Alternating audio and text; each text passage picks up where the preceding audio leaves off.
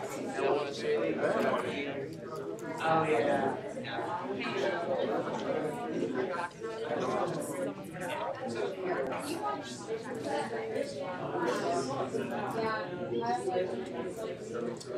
Yeah, it really cares. Oh, yeah.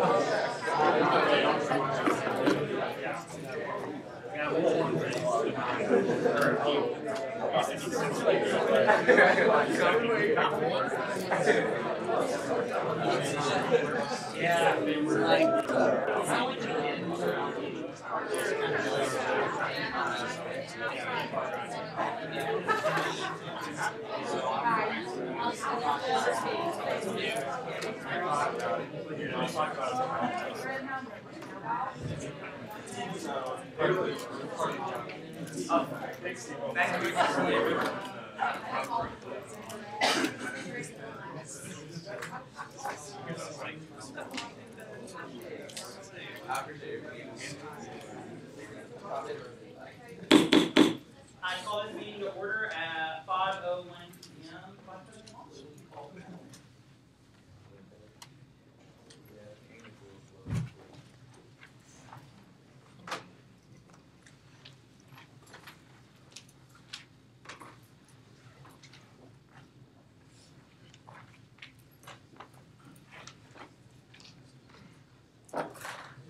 Barrientos, Baton, Beaver, Burton, Kale, Cato, Sheep, DeLuca, DePersia, Barnum, DeLarza, Golden, Graham, Hall, Ivy, Kilgrove, Little, Locking, Marble here, McGarity, Moore, here, Murphy, Patel, Powell, Ramshadani, Ramirez, Sander, Saxena, Skate,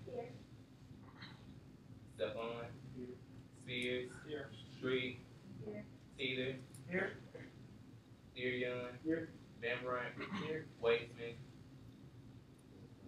Wesley, Weston, Young. True.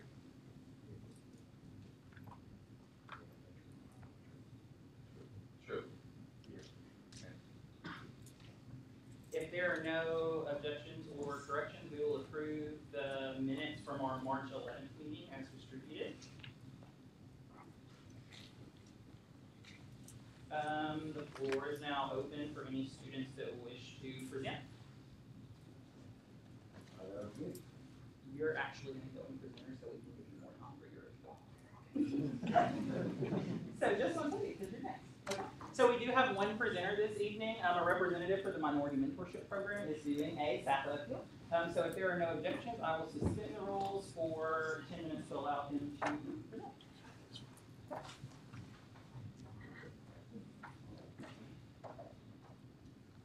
Wait for the slideshow to come up.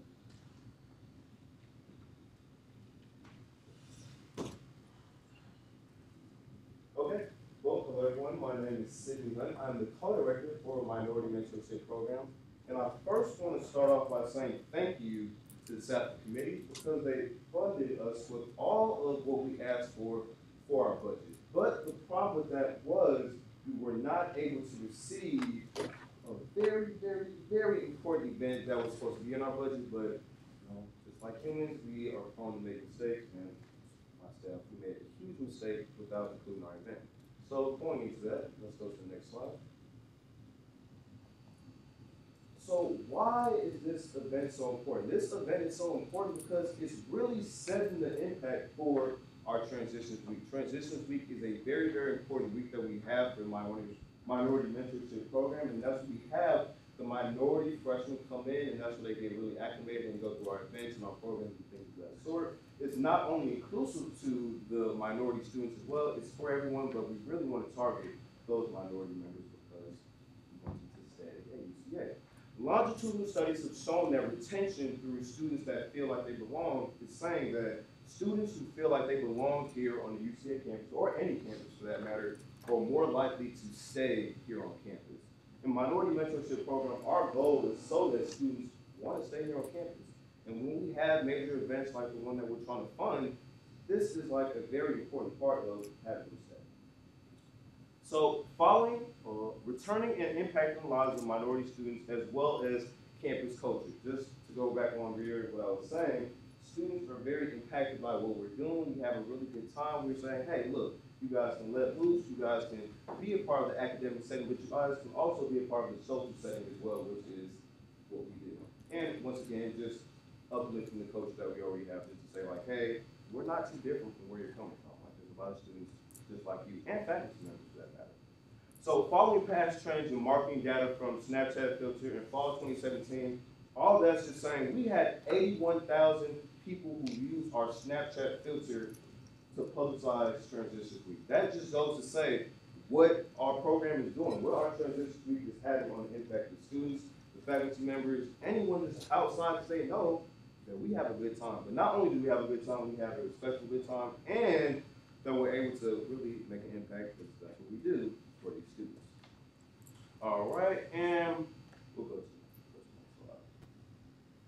So what is this allocation of funds going towards? Oh, it's going towards a roller skating party. We have deliberated and decided that, hey, roller skating is fun, everyone can roller skate for the most part. Right? There may be some people falling down or whatever, but for the most part, we keep it safe, right? And we said that would be really fun, that would be very inclusive. We can get a lot of people to get involved with that. We can get people to say, hey, look, that's a lot of fun. Hey, let's invite some of our friends from this campus, of course, to come and play. And we're asking for $3,700 because that's what the program or the event is costing, and all the details are listed there. All right. Next one. So why don't we just ask the students to contribute the funds? Well, it's simple. When we ask those students to contribute the funds, it's really turning them away from what we want to do. And we're saying, hey, can you give $20 to $30 for our program? That's saying, okay, well, maybe I don't want to contribute that money because A, I can't afford it, or B, I'd rather use that money for something else. So when they're able to say, hey, we're a free program, we really want you to be here, we're saying, we really care that you stay here on this campus. And we also care that you graduate, because that's our main goal for minority students, and once again, majority students as well, but our target is the minority population, because as data has shown, we graduate at the lowest rate. National data and UCA students research shows that majority of minority students come from low socioeconomic backgrounds, first generation, and single-parent households. That's just going back on what I was saying on students are not able to fund some of those events. And not all students, but many of them cannot. And that's really important. And we're competing. We're competing with a lot of other programs. We all know that during Transitions Week, we have a lot of things going on. We have different parties, we have different programs. You know, kids want to spend their money on different things. So to say, hey, well, look, we're free. You guys show up.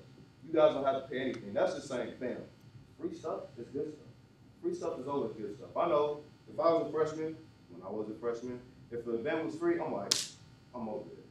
If they say, hey, look, this event is $20, $30, or to be a part of that organization, it's $20, $30, I'm like, oh, well, I don't know if I want to be a part of that. So it turns them away from really what we want them to do.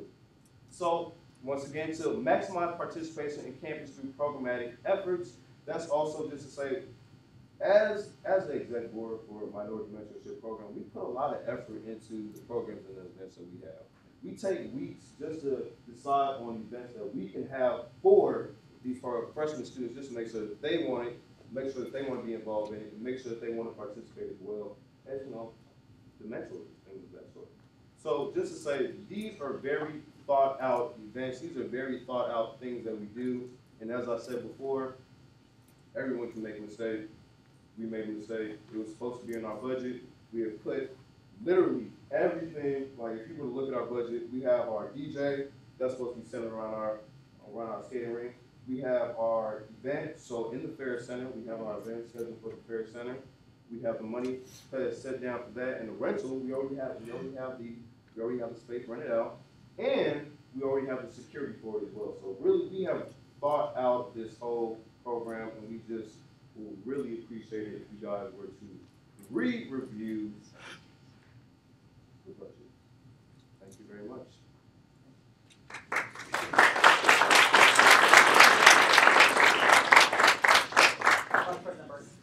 All right, thank you so much, Cindy. If we're familiar, thinking back to the fall, so this is a time where the individual who presented stays in the room, and an individual here that's not on the SAFA committee or wasn't on the SAFA committee needs to either make a motion to stay or uphold the committee's decision or amend the committee's decision. I suppose a non-motion would be an indicator to stay or uphold. We'll let you have that time now.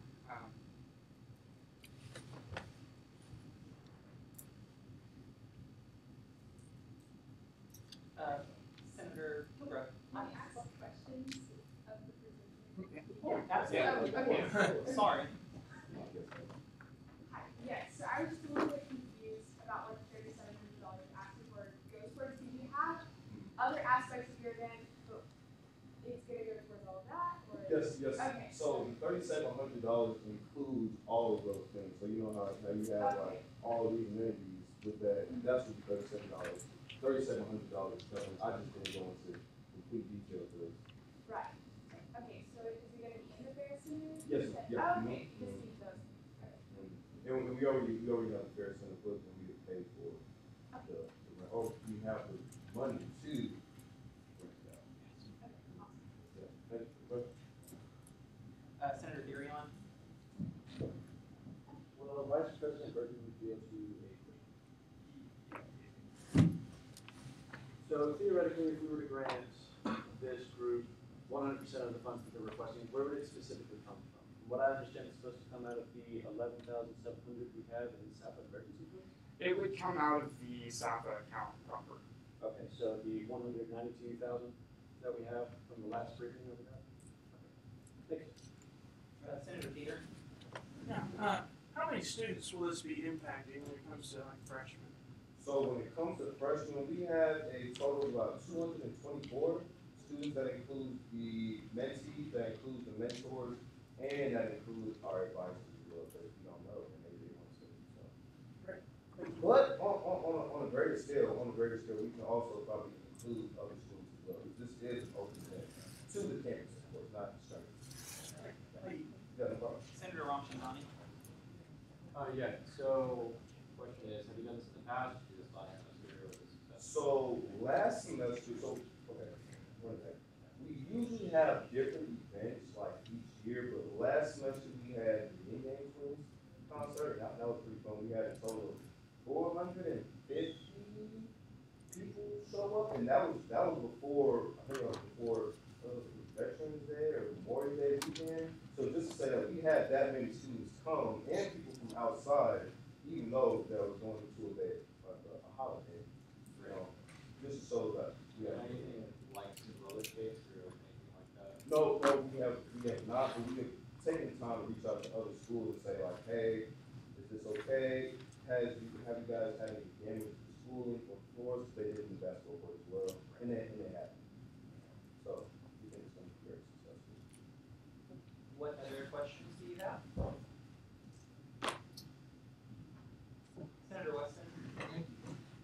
So how much money does the mentorship program promote or use to promote for towards the school, towards the kids, or I mean our student body? So like when it comes to the program, how much of the money that we give you, how much of that will be used to promote like papers, using papers and flyers and stuff like Ooh, that is a wonderful question. So within our budget, we actually did talk about for marketing, we have $45 per flyer, I believe, and we have about 5 flyers. Because $45 is how much it costs to make that flyer. So we actually hire somebody from outside of UCA and they make a flyer for us. And it's actually really good. So 45 times 5, I am not 100% sure what that math is. I can tell you. It's $270. Like so $270. I think it may be give or take. So between $270 and $300 is what we're spending on advertising to make sure that these students come out. Awesome. And my follow-up question is, will there be an opportunity for volunteers to promote your event for you? Of course, yes. If you feel so inclined as to say, hey guys, transition week is going on, please show up. You know, publicity, that's good publicity. So, yeah, of course. Awesome. I definitely stand behind that. Senator Therion. So, when we hear flyer as SGA, the majority of us think one sheet of paper. Are you talking about banners? Because as soon as we heard $45 per flyer, I got very concerned. Oh, okay. So I really just I brought little flyers that we have. So say like a graphic designer, right? You have a graphic designer and they make whatever our event may be. So on Sunday we have a cookout. They make a flyer designated to the cookout and designated to the theme that we have. And so the graphic designer that we have, we have to pay for this artistic ability. And that's where the $45 per flyer comes from. So size again, this isn't a sheet of paper, this is huge banner. No, so the design would be, so we say, so they make a design, right? They make a design, like on this sheet of paper here. So $45 for one piece of paper? No, not the one, just for the design. Oh, okay. Yeah, it's just the design, you can use it for like social media purposes and stuff like that, all the other. Thank you. Not just the sheet of paper, that would be insane. That's why I Yeah. Great question, thank you. Senator Skate. Oh, perfect. Senator Ramchandani. So what else is going to be going on? Just meeting, you guys have sessions or So the Office of Diversity, we usually provide food. We normally get about $1,600, so we're probably going to keep it low budget when it comes to snacks and things of that sort. But there is going to be also beverages and refreshments and things of that sort. But besides just catering, it's kind of going to be like a party anyway. Right. So some socializing, probably some dancing, because we're going to do some good music because we're tired of DJ. That's the plan. So it's going to be really fun. Thanks. Senator Moore. I am surprised to support this because MFP, just like most of the minority programs, have really helped me my first week. And transition week was really Point of order, we're not debating a motion right now, so you're not rising for anything. It's just if you have questions about the, Senator, sorry. Thank you for the presentation. I would like to know when is transition week and what is the main goal? When is transition week? I think it's August 22nd to August 26th. It's in August. It's in the month of August for sure. And really the main goal of transition week is to say, hey, students, minorities, other students that may not be minorities, we are a great program to be a part of. We want to make sure that you're successful here on this campus. And a lot of times, freshman students, they don't know where to go, they don't know who to talk to. Minority mentorship program, we are that bridge to say, hey, feel like you're training with us, feel like you're training with us. And hopefully they come back and then they pour it to other students as well. I mean, that's exactly what I think. So, yeah. Great question, thank you. Vice President McGarry. So if we're not to fund non requests, you guys still be able to find other means of funding, like fundraising, or we're just not? I must admit, if we were not able to get the funding, it would be very, very, very tough to get that funding, just because the Office of Diversity, MMP is under the Office of Diversity, and as I already said, we only get like $1,600. So a lot of what we do is through fundraisers and it's through staffing, so that would, yeah.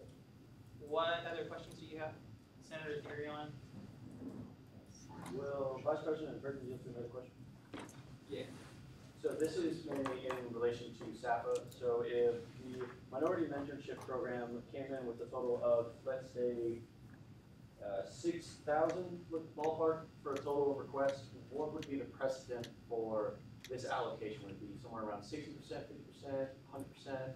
So that's a tough question to answer because precedents work off of categorized like line items, right? So for advertising, marketing, for supplies, production setup, for speaker and performer, we have a different set of, think of a progressive tax rate bucket structure where as the amounts increase, there's a certain percent that gets a percentage fundage and those percents decrease.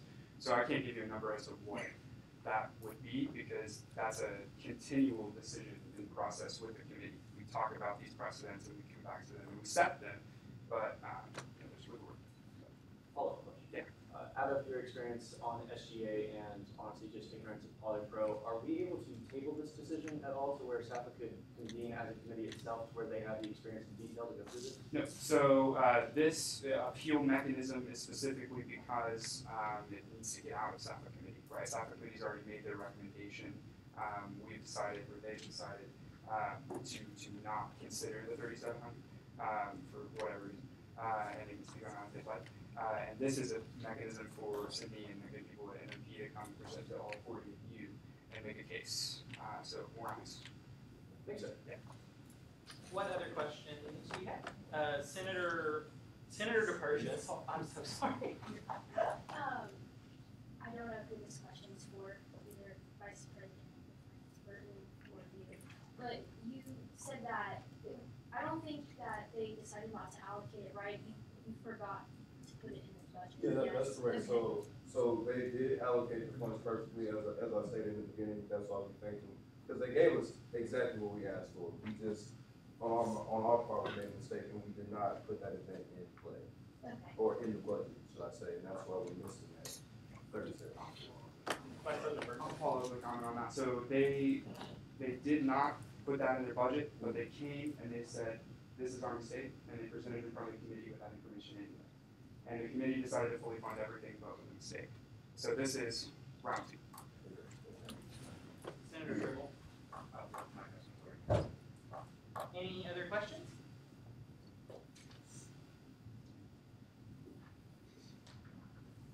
Senator Ramchandani? So, can we just make like an information statement, or does that have to be a question for some? Can I just like make a point of information? That's it, like clarifying. Yeah, essentially. like for instance, like I just want to like talk about how 35 or 45 skates is not going to be enough essentially for. Yeah. So Go ahead with that. okay, so 35 to 45 skates. So we actually, when we saw that number as well, we're like, okay, well, shoot, that's not enough skates for 224 people, right? The thing with that is, it is a huge safety hazard as we talk to the company about like having people with skates on and having no skates on, right?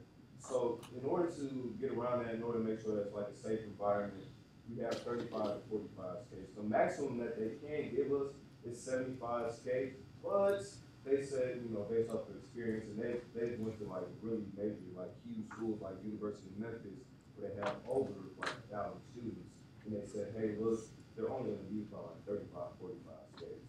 And just to say from my own experience of going to a roller skating rink, at a time, there's not going to be more than 75 students, or 75 people on the roller skating rink. There's going to be a lot of people talking, there's going to be a lot of people socializing. As I said, it's like a big party.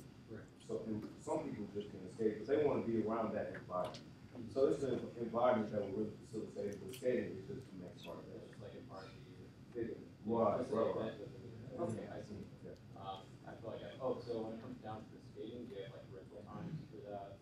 Like, do you get some skates or you can hop on skates for 4 hours? So what's going to happen is they can take a pair of skates as maximum. They're going to have 75. We're going to have 75 pair of skates, but we're not planning on having everyone use those skates. We're going to be using the facility for about 2.5 hours. So 2.5 hours of skating. So we're gonna have 75 45 states, but we're only gonna have 45 people, so we're doing, Yes. okay, Maximum, maximum, maximum, of 45. maximum of 45. Senator Street.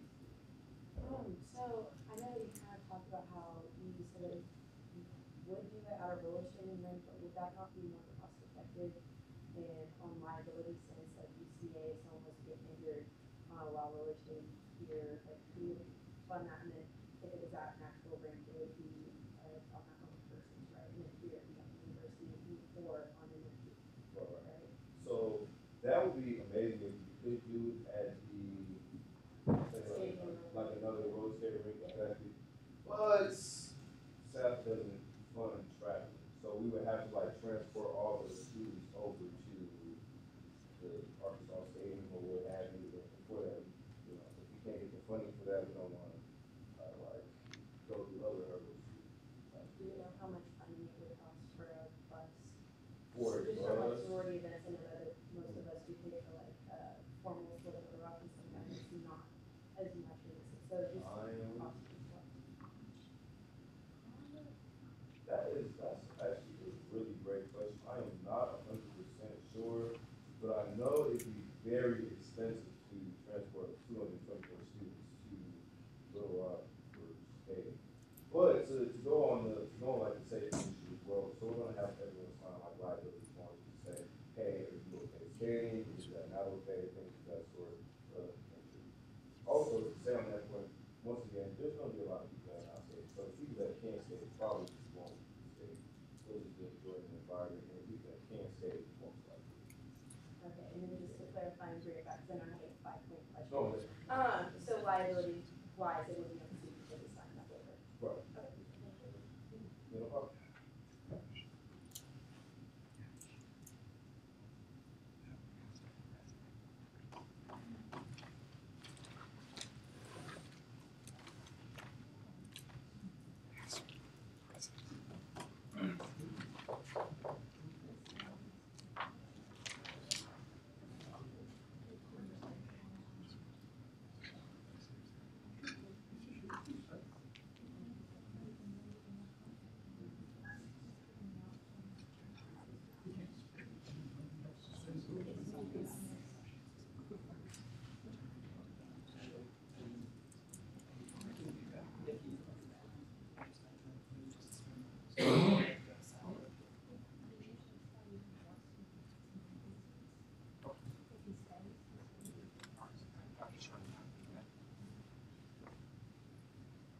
Senator Peters.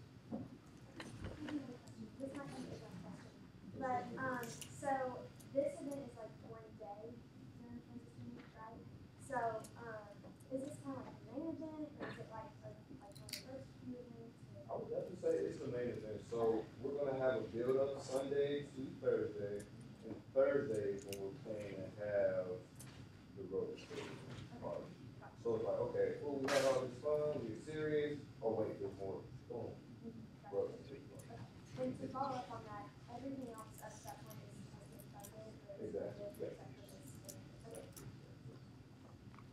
Awesome. Well, thank you so much for coming to present, and thank you all for your questions as well. I hope you got the information that you needed. You are more than welcome to stay, or you're also free to go. It's up to you. Just how we plan to proceed forward. Vice President Burton. Yeah, we have motion to suspend the rules to move into this is a debate, sound appeal, whatever the nomenclature is there. Is there a second? Okay. It's been moved and seconded that we suspend the rules to move into new business to consider the appeal for the staff appeal for the minority mentorship program. Discussion on the motion, Vice President Burton. All right, Rose,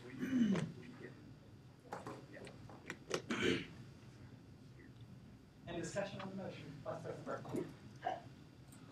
this motion. Yes, that motion. This is specifically because there's a statute that says a representative of the organization must be present when we consider the appeal, and I was giving him the courtesy of not having to wait until new business. Further discussion on the motion? It's been moved and seconded that the UCASGA suspend the rules to move into new business to consider the staff appeal of the minority mentorship program. Roll call vote, Motion to approve by unanimous consent. Second.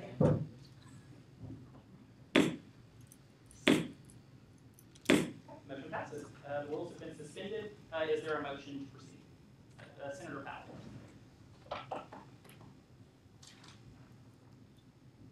I motion that the UCASGA allocate no more than $3,700 to the minority mentorship program to fund this meeting.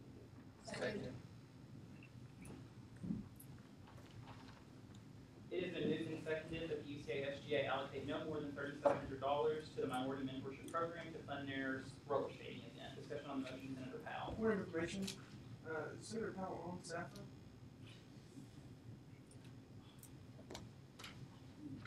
Will you rescind your motion, please? Just say, I rescind the motion. I rescind this one. Thank you, sir.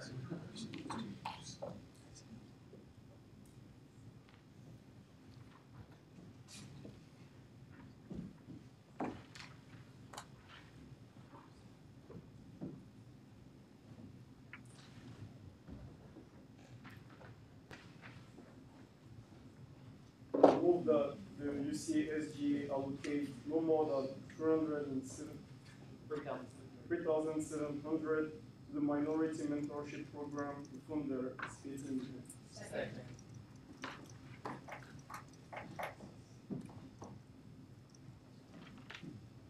I'll give this another go around.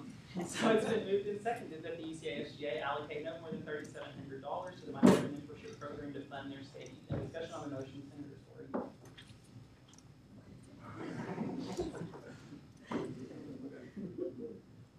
I think that, as you said, the transition week is really important. It helps like gather every new student, the freshman, and tell them that UCA is like a family, and they are more than welcome to stay here.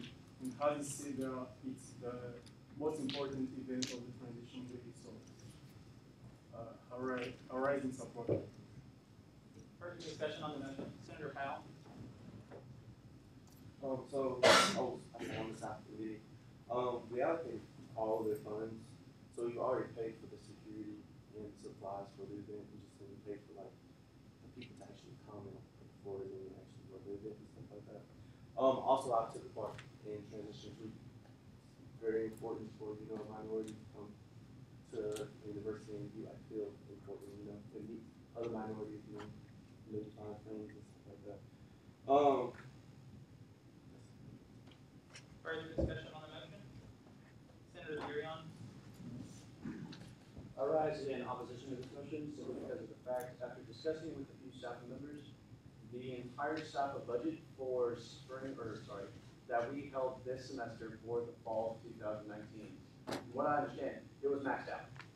It's done. Our budget that was set in precedent is allocated.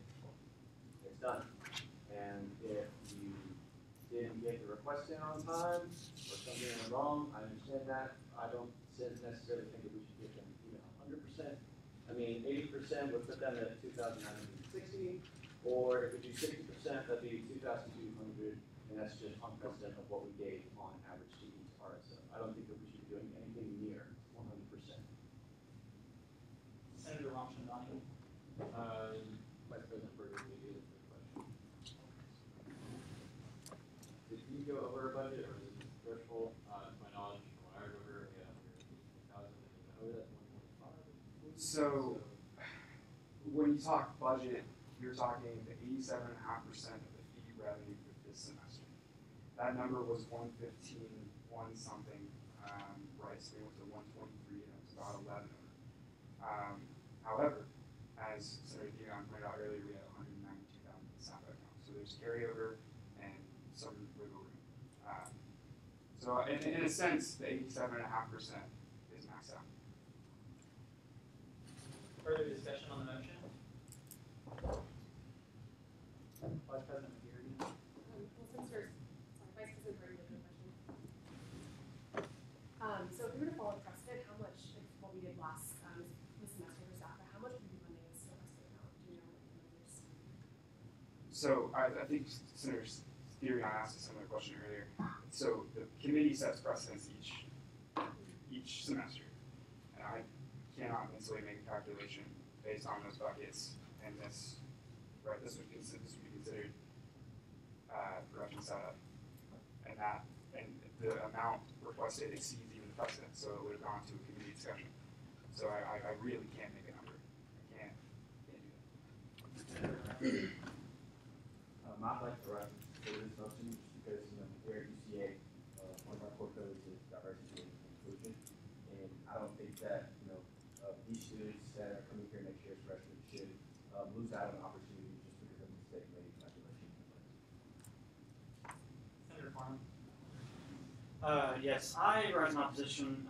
That is to say, I don't think we should approve the money because it was a mistake. And the reason we actually did approve this is because they did a great job. They came, they presented on this. They even told us it was a mistake. However, for consistency reasons, many people left things off of their budget, or they requested things that SAFA can't constitutionally fund. So that's why we didn't fund anything. Okay. Obviously, what you're doing, you're going to host this big event. We approve that. It's just that there was a mistake made. And then, as far as like the math goes, even if this event were in the budget, it would not have been fully funded. This would have counted as event supplies, or it would have been at our discretion since it's such large of a line item that we probably would have considered it around 50 to 60% is typically how we were funding these kinds of events. So as Senator Theron was saying, this allocation, we've already allocated all the 85% of that fund.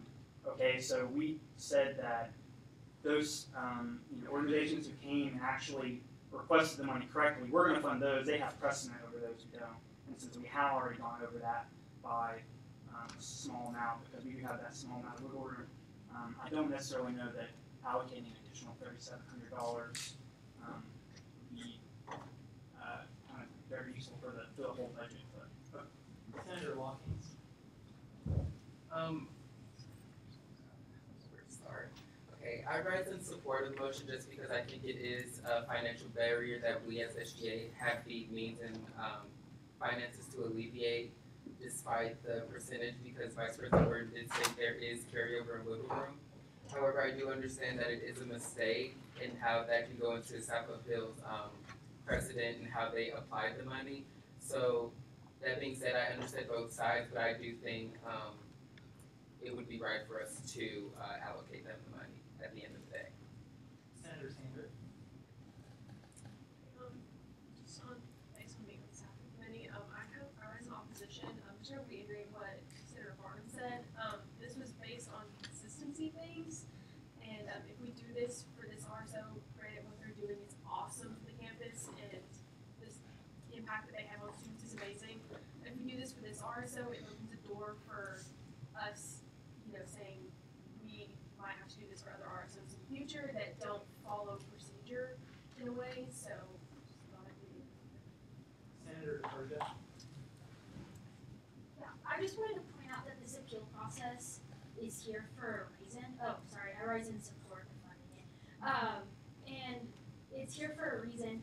And although they did make the mistake and didn't include it, there are no other clubs here appealing what they were given. And so I think it'd be fair, or I think it'd be good to allocate them the money that they're asking for right now, because if they don't get this money, what else? They have no event, right? And I mean, they're here for a reason, they're appealing it for a reason. You're not saying for all the other clubs that, oh, we're gonna go back and give this money because they made a mistake. No, it's they're here, they're appealing it, they're recognizing it, and they're asking for our help. Senator Kildare. Yes, I would like to rise in support of this motion, just to echo what Senator Kildare and Senator Watkins was saying. If we were to vote solely on consistency and on precedent, we wouldn't even give clubs and RSOs the mechanism by which to present to our body and to plead their case. And I think Mr. Sidney, our presenter, did a fantastic job of showing how the minority mentorship program impacts our community, impacts so many people that has felt at UCA and beyond. And I think this event is their keystone event of that week. And for us to deny them these funds would essentially be denying that mission its ability to carry out in the way that it's intended to. And so again, I just want to reiterate that we have this mechanism for a reason. Vice President Burton has told us that we have this wiggle room. And I don't think it's causing a slippery slope for other organizations because these organizations have the ability to come present to us just like Mr. Sidney did.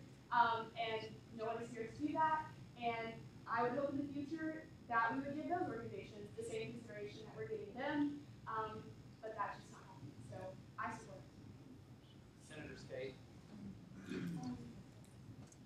Information, Senator Rice,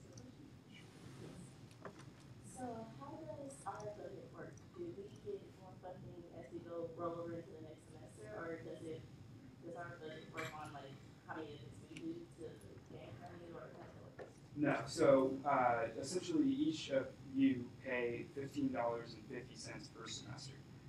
87.5% of that goes into a pot each semester to be distributed by the staff committee and allocated. So then the other percentages are 7.5 to Gen Ops and 7.5 to emergency staff and 5 to Gen Ops. I might have flipped those. But that's how it works. And then every semester, based on enrollments, the full-time enrollment numbers, those funds will be transferred by the controller to our accounts, and we disperse them. That's how it works.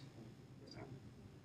Okay, so because we will have more funds, I would like to support this motion as well, because like we will have more money rolling in, and as Senator Watkins, the person Hillgrove stated, it's very important that an event like this happens, because if it doesn't, they won't really have their big boom, they won't really have, and like that big factor of showing the freshmen and the people of this community on this campus, the things that we can really do and what's fun. So, Senator Street.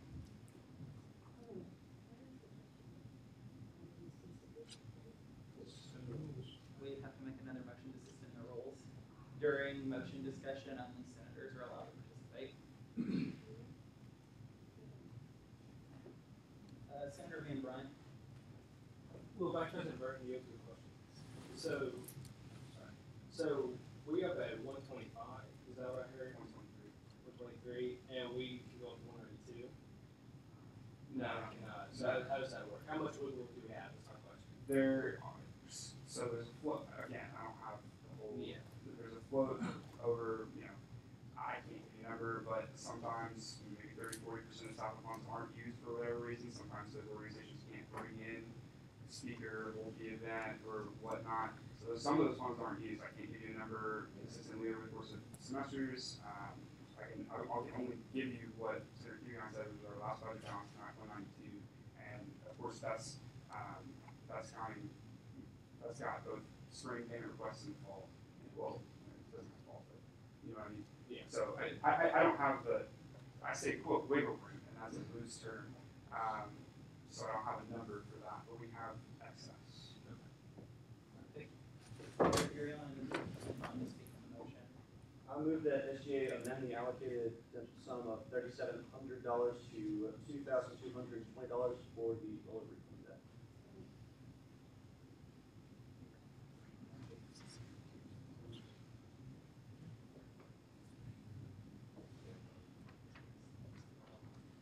It has been moved and seconded that the SGA amend the allocated sum of $3,700 to $2,220 for roller skating.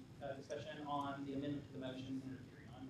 So the reason why I bring this up is I see that we're a little divided. We're going to try and bridge the gap a little bit. So when it comes down to precedent over this, an event like this, as pointed earlier, would be around 50 to 60%. So we did the math, $3,700, 60% of that, $2,220.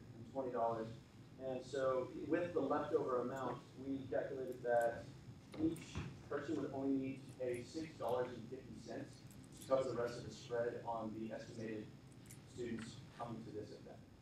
Now, I know that some of us are a little tight on funds, but I think that $6.50 per person on an estimated attendance is a decently reasonable thing to ask for. And so, out of precedence, if this would have gone through, it would have followed under traditional precedent, would have put them at 50 to 60%. So I just want to make note before I recognize Senator Lockings. What you are debating now is Senator Thurion's amendment to the motion. So we are not talking about the $3,700 anymore. We are talking about a reduction from $3,700 to $2,220. So please make sure that the discussion pertains to the amendment. Senator Lockings. I rise in opposition of this amendment simply because one of Mr. Sidney's key points was to point out that it's to alleviate that fund and to not make students pay that.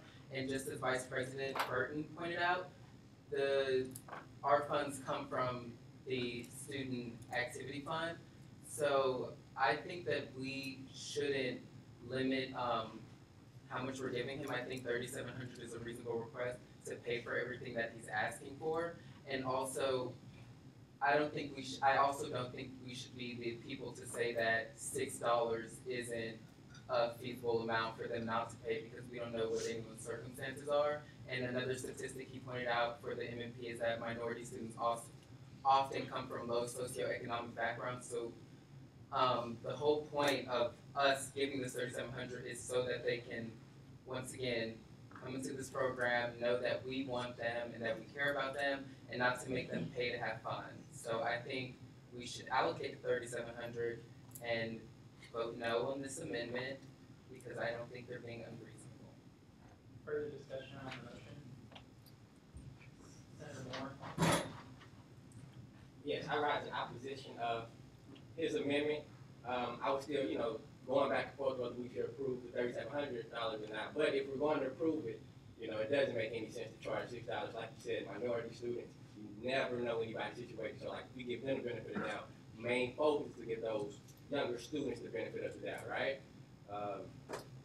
Just piggyback. I don't have anything new to say. Just piggyback off of what he said. I don't agree with your amendment. We should charge students $5, $6 to get in because that kind of, that's not the point. Senator Weston? Thank you. I rise in support of Senator Thurion's motion because mostly we can see that our budget is tight. We still have like a semester to go, 5 weeks to be exact. And we have to show this man here some respect, and showing respect is giving him money for his mentorship program. And I just believe, unlike the theater community that came here months ago, I believe, we should give them something. But we can't give them too much because too much, it wouldn't help us for the rest of the semester with all the stuff that's coming into our doors in the Senate chamber. So I rise in support of Senator Thurion's motion. Thank you. Senator Farmer? Yes, I just wanted to clarify. Nothing about Senator Thurion's motion would dictate that students have to pay $5 or $6 to attend the event. It just means that if that's the route that MMP would like to take to accumulate the rest of the funds, that they could do that. Obviously, they can fundraise, they can find funds in other avenues. They wouldn't have to be charging the students. That would just be one of many options. I'm not necessarily rising in support or in opposition to this. I just wanted to clarify that. And also, I did want to state that if SAFA had considered this line item as it was presented, we would have allocated roughly this amount of money, okay? I can't, obviously, as Vice President Burton has stated multiple times, it's hard to just sit here and give an exact number what we would have allocated due to multiple different factors, but had we allocated this amount of money normally, I can't speak on MMP or our presenter today, but we probably wouldn't have had an appeal at all in that case because that's generally what we allocate for these kinds of events. Vice President Whitley? Point of information.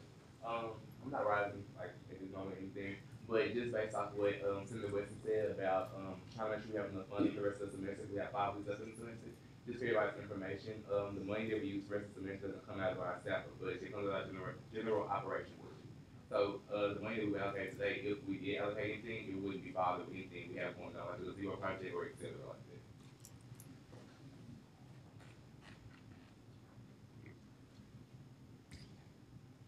Senator Moore?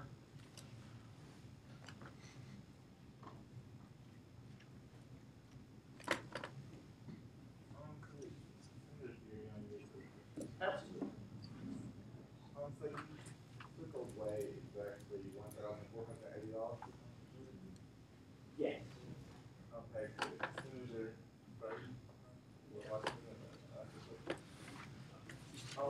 $1,480 help or do anything to benefit the SAFA community budget? I don't know. By taking it away, because he took away exactly $1,480. So would that be helping us by not allocating that $1,480? So would it not make a I difference? think that's a real question that turns into kind of an opinion. I don't think that's going to make it negative effect. I don't think it's going to have a positive effect. It's just going to have an effect, right? It's going to be deadly. It's just going to be 1480 over. Do I think our wiggle room to handle 1480 over? Yeah. But, Yeah, that's basically my question. again, I'm not going to take a stand or anything. I can merely present you facts.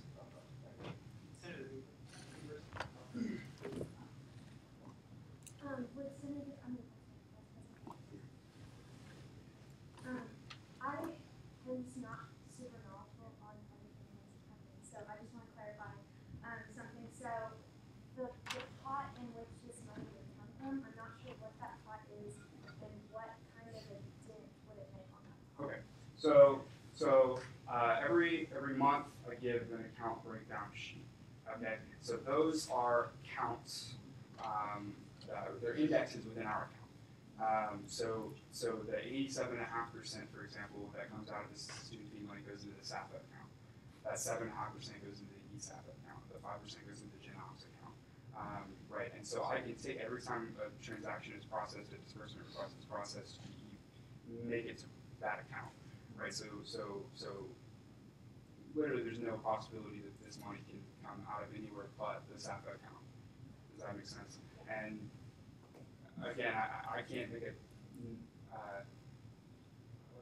qualitative assessment as to whether this is going to negatively impact us. I don't think it will. I mean, we have, based on full-time enrollment, 50 times X number of students times per semester, right? And we do our best to try to spread it out equally amongst everyone. Does that help? Yeah. Okay. Senator Walker. Once again, rising in opposition, and I just want to say, with all due respect, what SAFA committee would have given them should not be presented in this body. The point of the appeals is to be presented to all senators of the body. Therefore, we should all be thinking of this as together. Therefore, if SAFA would have given a certain amount, then that's the SAFA committee. He's appealing to the body of the Senate. So if we think that we should allocate $3,700, then that's what we should do. And I think that the reason behind a lot of senators for allocating it are good reasons, and I do think that we should vote no on this amendment because this isn't SAFA, this is the Senate chambers. And if we think it's right to do $3,700, then it's right. And Vice President Burton, he has not stated, he has said that it's very loosely coined to say wiggle room, but yes, we do have room to give it. And I think that we should be able to alleviate this cost for MMP for their event because it falls under the Constitution to, they're not asking for anything that's not unconstitutional, and we have the means to do it, so I don't see why we can't do it. Senator Ramirez. Senator Kirion, this is your second comment. So, 3 main points. First thing, why do we set a precedent in the first place? Why do we set a budget? Something we're supposed to strive to. It's something that we're supposed to try and have discipline with and hone ourselves into as to what we should allow ourselves to spend every semester so that these organizations don't have to solely depend on SGA to provide every single dollar for every single thing. Plenty of RSOs come to us and they aren't fully funded. Does that mean that not everything happens? No, of course not. It means that they fundraise. They try and cover the difference. Just because we're not giving them every single dollar doesn't mean it's not going to happen. I'm not saying that it's for certain going to happen. I'm just saying that there are possibilities out there. They don't have to charge the money. They can fundraise. This event is in fall of this year. There is plenty of time to do all kinds of fundraisers. I know plenty of RSOs that have to do fundraisers to cover these spreads. So putting MMP and this one organization on the spotlight here, well, it's just one organization. Well, not really. It's all of the organizations as precedent. We don't give everybody 100%. Therefore, we can't look at it as well, we should give everybody 100%. That's not how we usually do things. People have to be able to somehow try to cover the difference, as I've tried to do in this amendment. I don't want to do any kind of fund allocation, but I agree that there should always be some wiggle room and some middle ground met somewhere. And so I did. I looked at our numbers, and in precedent by column, we had 66% allocated in one column, 62% allocated in another, and then 65% allocated in another. These are all RSOs. They're on the exact same playing field as everybody else. And just because they're coming here and they're the only ones coming here, shouldn't mean anything.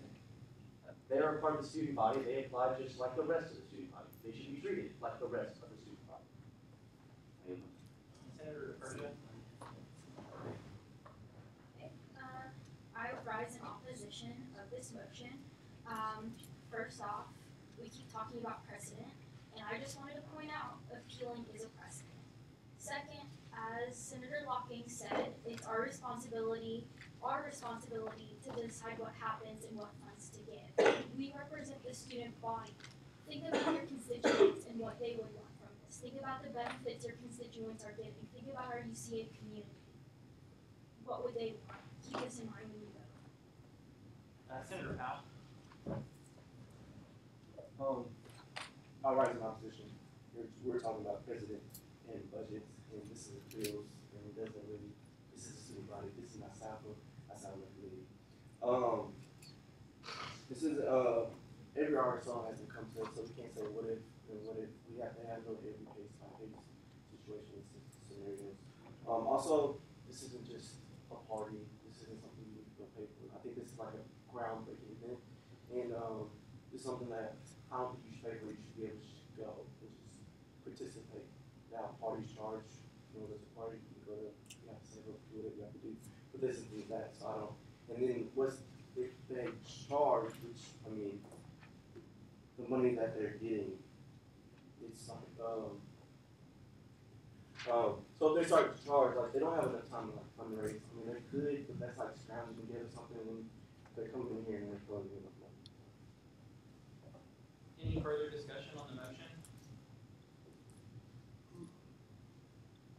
Senator Clark. I rise in opposition because I don't think that the fact that some organizations only got 60% means that every organization should get the same percentage. Senator DeLuca.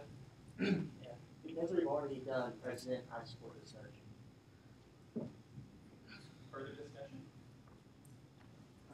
Senator Walker. Motion to move to previous question for the proposed amendment. Second.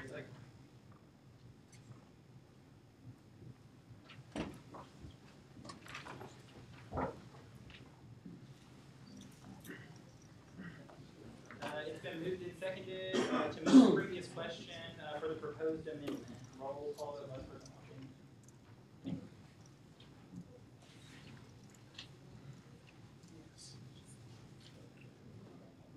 Very so. But Board of Information. Yes, ma'am. Can you tell me what move the previous question means to those that don't understand?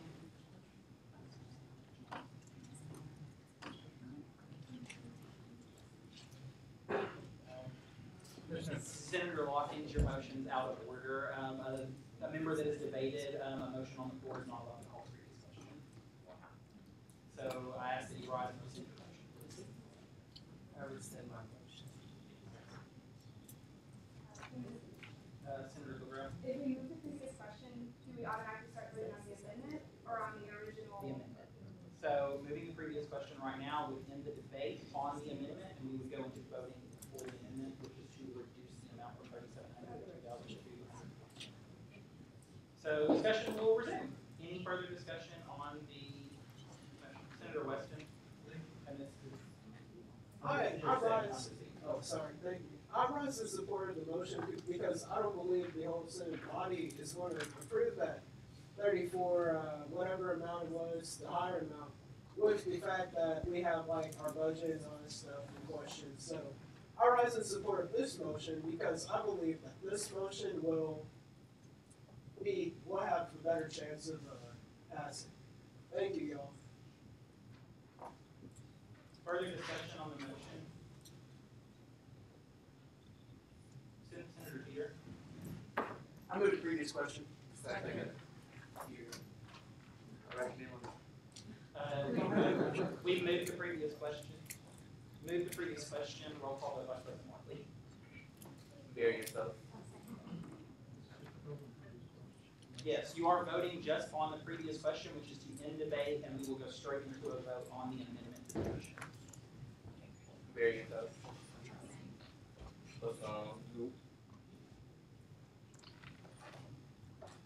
Beaver. Bird. Kale. Yes. Kayla. Sheep. Yes. DeLuca. Yes. The Persian. Yes. Barnum. Yes. Galarza. Yes. Golden. Graham. Hall. Yes. Ivy. Yes. Kilgore. No. Little. Yes. Lockett. Yes. Marley. Garrity. Moore. Moore. Abstain. Murphy. Abstain. Patel. Yes. Al. Yes. Rochidani. Ramirez.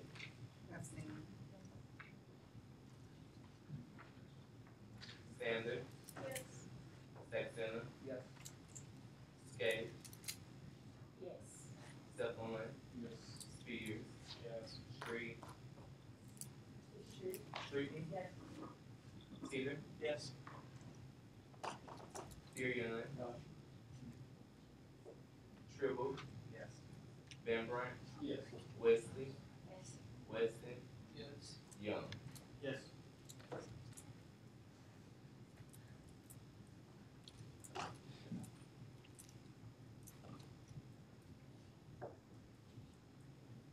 With 27 yeses, 3 noes, and non-abstentions, the move to previous question passes.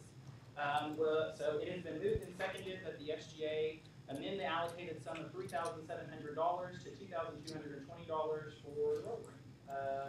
Roll call vote, Vice President Martley. Bury yourself. Yes. Basam. Yes. Beaver. No. Bird. Forced abstention. Kale. No. Kayla. No. Sheep. DeLuca. Yes. The Persian. No. Barnum. Yes. Galarza.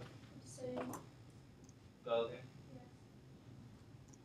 Graham. No. Hall. No. Ivy. Abstain. Kilgore. No. Little. Yes.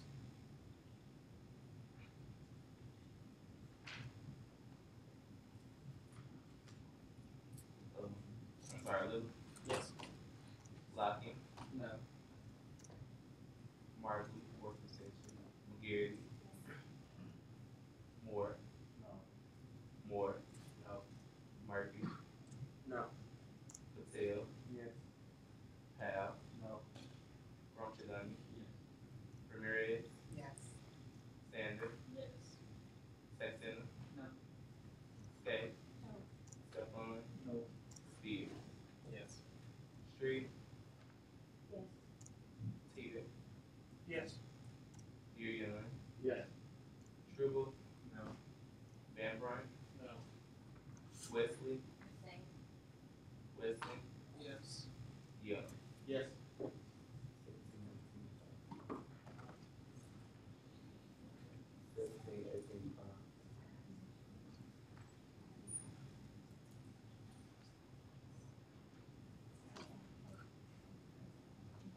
With 17 yes votes, 18 no votes, and 5 abstentions, the amendment to the motion fails. We will now resume discussion on the original motion, which is to allocate no more than $3,700 to the Minority Mentorship Program to fund their state event. Further discussion on the motion. Senator Little. Vice President Burger, yield to the question. So when we say in the language here that we were to allocate no more than $38, does that also mean that we can allocate an amount that is less than that as appropriated by the SAFA committee? I would say that that phrasation lends me to believe that it is up to, but to not exceed $3,700, but it's $3,700 explicitly, so it's only $3,700. Okay. No more just means that we can't do it. So is that small window between $3,700 and $3,800? No. If no more than $3,700 means no more than $3,700. Okay, so who then decides the exact number that is allocated out to MMP then? The motion is written to say $3,700.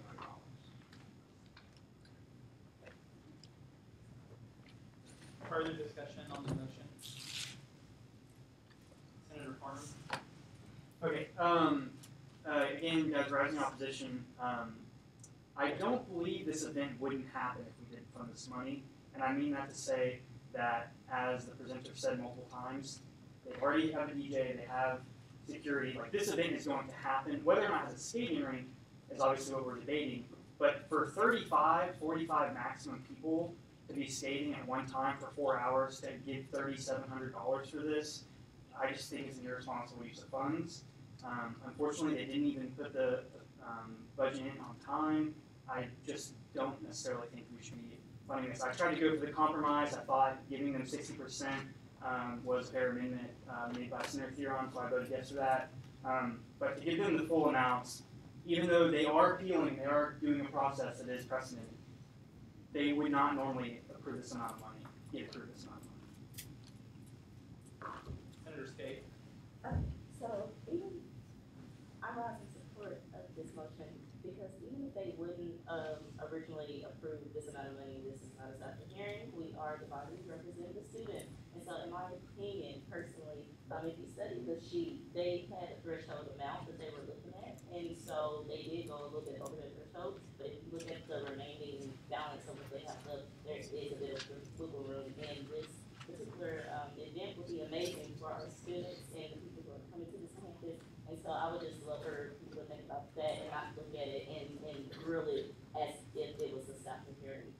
It is one of the biggest events of the semester. It will be one of the biggest events of the semester, and that's something that I think everyone should really lean on and think about. Senator Theron. I rise in opposition to this motion. Got to mention though. I did.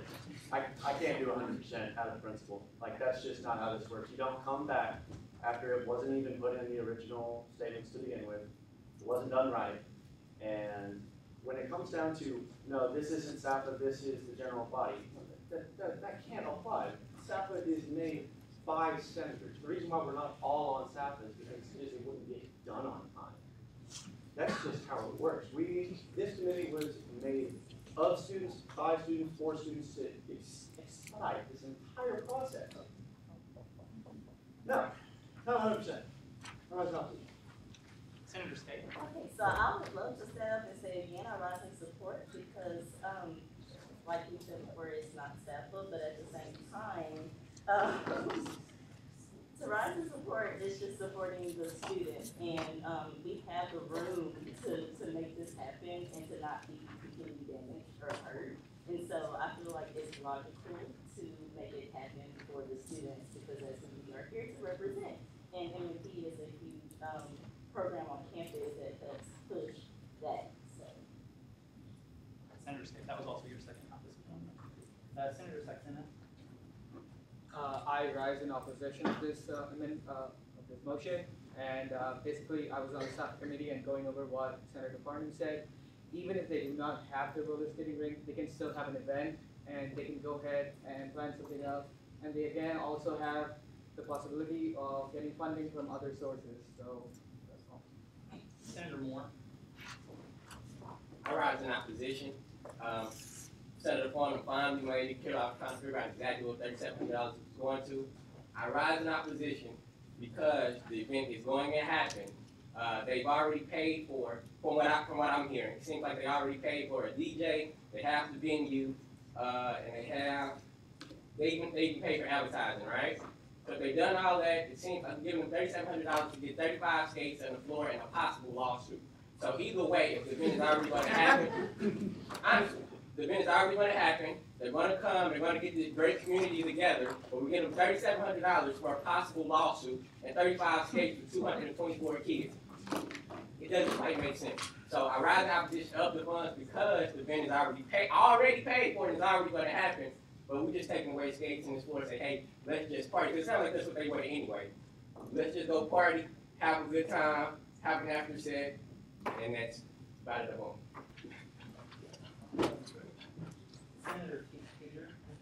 Senator Tribble. I rise in support of this, and I just want to clarify that the speaker of his, I can't quite remember his name, but it was clearly established that there would be liability waivers, thus freeing the university from any potential lawsuits. So once we go into vote on this matter, lawsuits, anything of that nature will not be an issue at all. And I just want to clarify that for the body. And again, I rise in support of allocating $3,700 to this organization. Senator Ramirez. Alrighty. So I rise in opposition, and after hearing from both sides of the argument, I've concluded, and something that really got under my skin was the fact that they started out with that the SAFA committee made a mistake. Even though the reasoning of that mistake was that they didn't add it in their budget report that was asked with the other organizations. Point of clarification, he never said SAFA made a mistake, he said he made the mistake. No, he did. No, he said. He said they made a mistake. Did they make a mistake? He said that they made a mistake. Okay. Well, still continue on with my argumentation. So, this event is still going to happen. But this organization is lucky because they still have outside sources helping them, especially like with the Office of Diversity and Inclusion. Like they still have more revenue to actually ask for and alternatives to get there. And so I ask that you look at the opposition of why you shouldn't get this because of the presidents. Senator Devon Moore. I rise in support of this, and I want everyone to just keep in mind that, SAD put on events and different things like that, such as the carnival and things like that, and sign waivers and stuff, so they never have done no lawsuits to my knowledge. And from from Senator Ramirez's point, he's saying that they have other resources and different things like that. From Sydney, what he was saying, they only get $1,600. So this was his resource outside of the Office of Diversity and Inclusion. So with that being said, I don't think they have any other resources because this is the one that they're using, this is the one that they're coming to, that they know we can allocate them the funds to put on their event. Senator Weston. Thank you. I'm honestly in opposition because once again, like I know people who went to small business owners and say something like, "Let's have a fundraiser." I think they only get that $1,600 because they don't try to get fundraisers. Maybe they need to try a little harder. But I don't believe. Clarification, he stated that they have several fundraisers throughout the year to try to alleviate costs for students. Well, I guess, my bad. So anyways, I guess just going back to say, I rise in opposition because I still think there's other opportunities to get money elsewhere, like Larry's Pizza, they always do fundraisers, and then there's other places in the community and outside of Conway that they can always go for funds. So with that saying that, I rise in opposition, and I hope you do too. Okay, so once again, I'm not rising in support or opposition because my board's abstention. However, I do want to point out a few things. So, like it was mentioned, SAB holds events quite frequently, right? Okay, same thing for SOS. So, think about SOS having a whole welcome week for students, right? You all meet people, you all enjoy yourselves, you all have all explanations at your initial stay or your initial contact on campus, right? The same thing happens for Transitions Week, except the focus is minority students of the entire campus. But just because they focus on minority students doesn't mean everybody else is excluded. So, think about coming onto a large campus with 11,000, 13,000 students and you're by yourself. So, put that in perspective as well. You all keep speaking about other sources. What other sources? And you can't just make up other sources because you think it sounds great. Because if he didn't say he had other sources, you can't really consider that. And then the $1,600, he's not saying the whole $1,600 from the Office of Diversity community is just for this week. The Office of Diversity community has events all throughout the entire year, and their budget is very limited based on what he said, not just from other information that I know about. And then as far as the fundraisers, if you ever went and done a fundraiser, fundraisers are becoming less and less successful as time goes on. Doing an event for fundraisers at Larry's Pizza or restaurants also want their portion of the funding as well. So, for example, this is separate from M&P, but from me being the president of Evan for example, we've done fundraisers through Papa John's. So my first year, the percentage was 25%, then it went down to 15%, now it's currently at 10%. So fundraising is not always the most ideal situation either. And to also speak on that, like you said, retention of minority students is one of the hardest things, and one of the things that UCA prides itself on. And so I know from my personal experience, I met my best friend through M&P. I met him through M&P and coming to the events and making sure that he knew, he was my mentor, supposedly.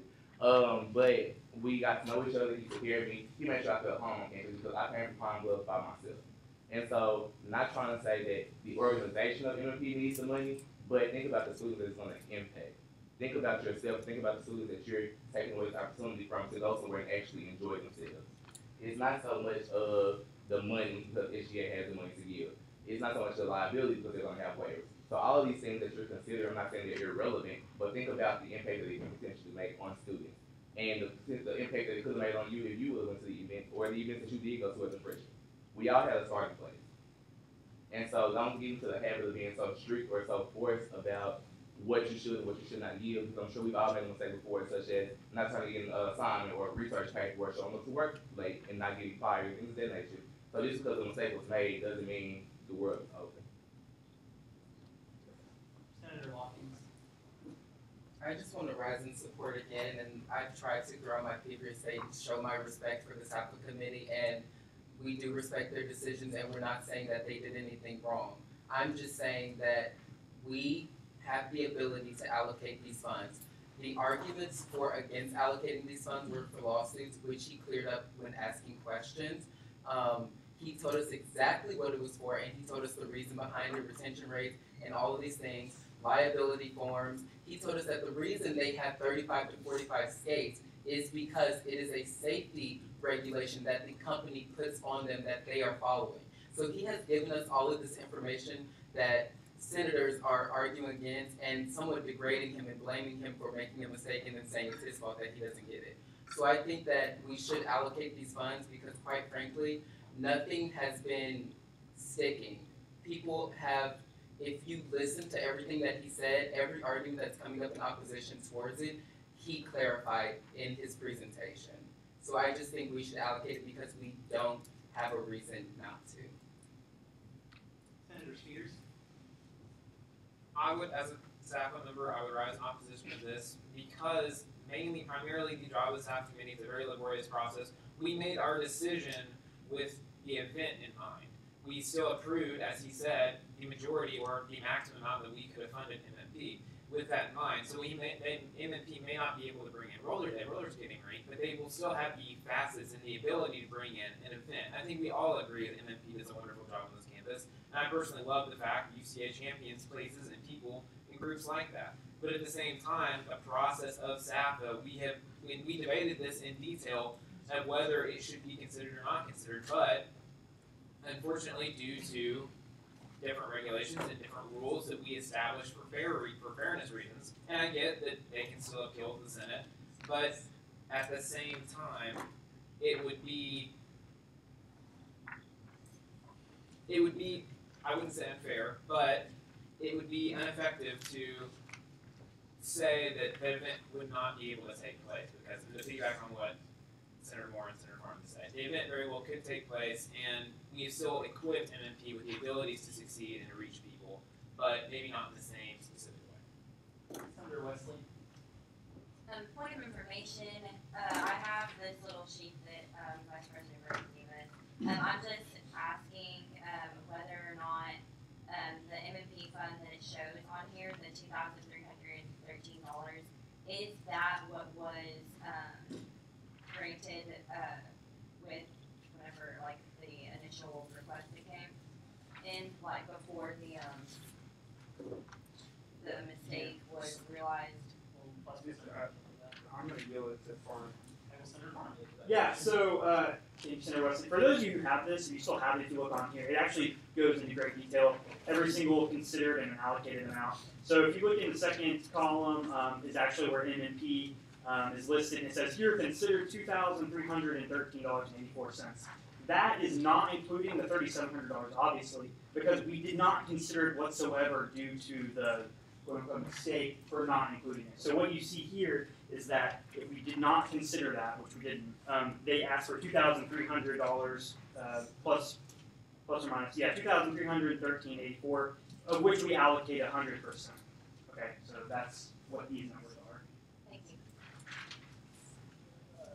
Senator Demetrius Moore, and this is your second time. Senator Sawyer.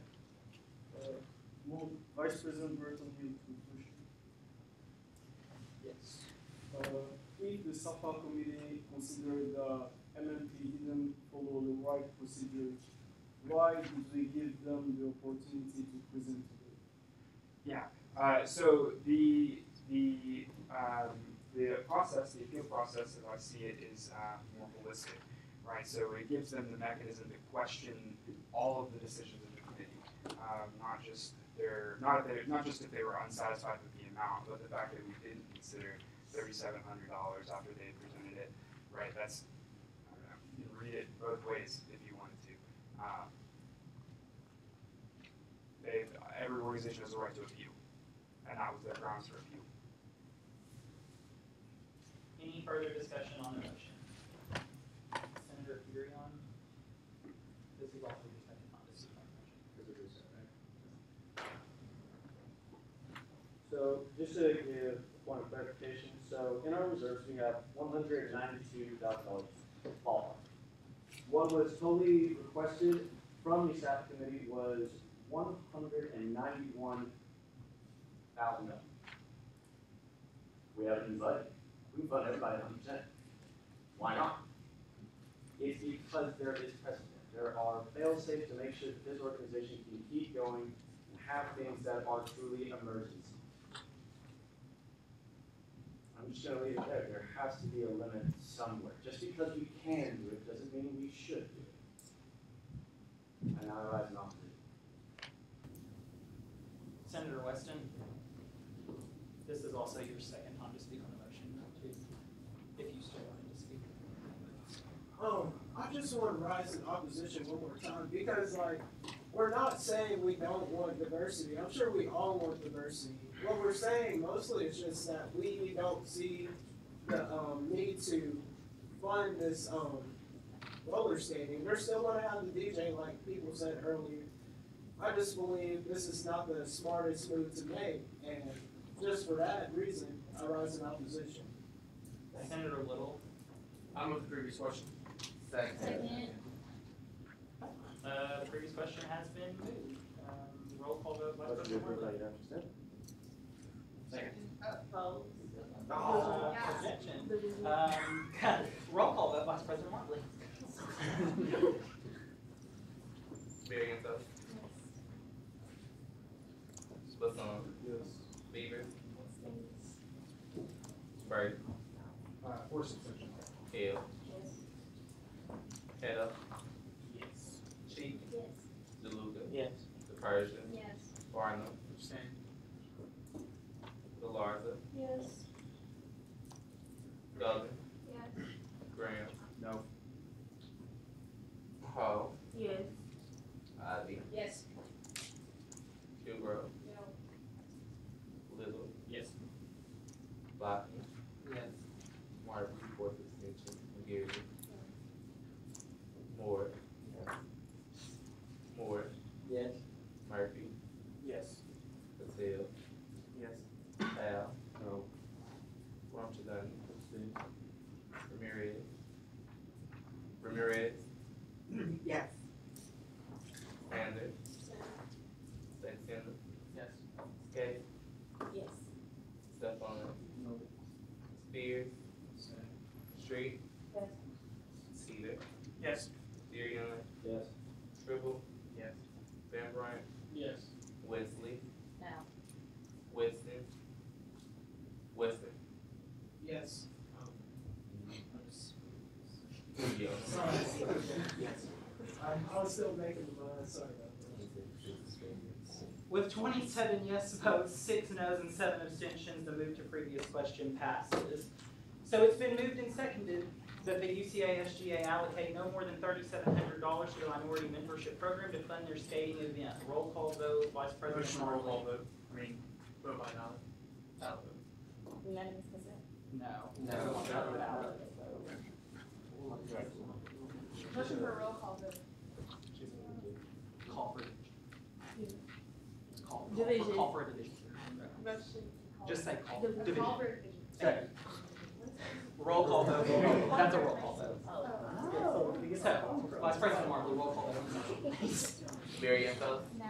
Point of objection. We have moved into voting, there's no. Point of order. Division of a question.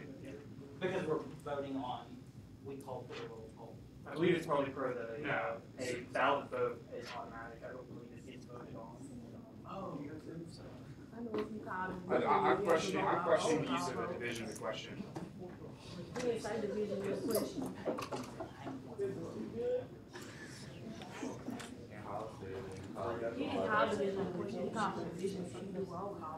Point of order. Can y'all stop talking, please? Senator Hall, as the parliamentarian, will you yield to the questions and the points of order that have been made?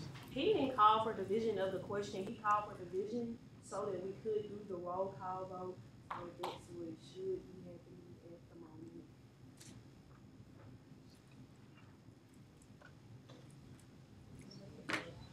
We also have an advisory. Senator Peter. Senator Farnham made a motion for a ballot, a secret ballot, and that motion was completely ignored.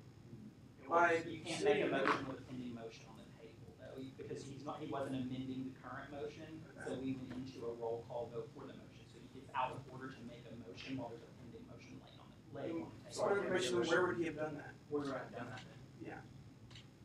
I believe when you make a motion approved by unanimous consent, that's the same type, it's the same, it's just a voting process.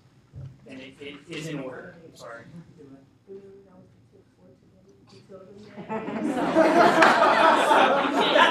So that is the parley pro tip that when I call for a roll call vote, as I've already called for the vote, you can't make any other motion for unanimous consent, a vote by ballot, you cannot amend the voting So you're procedure. doing that incorrectly the whole time? No, because it got, Senator Moore was stopped 2 weeks ago for calling for unanimous, or for. However we've done it this meeting. We have.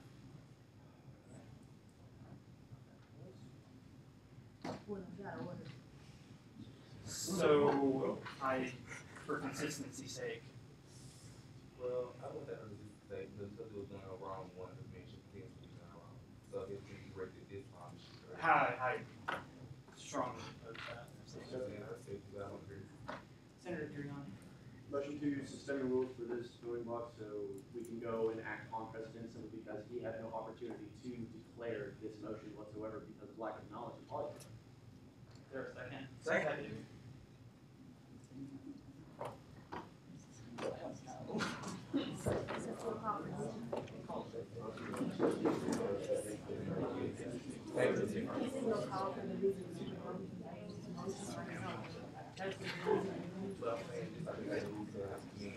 Are you using the same form of parliamentary procedure that we're using in the body?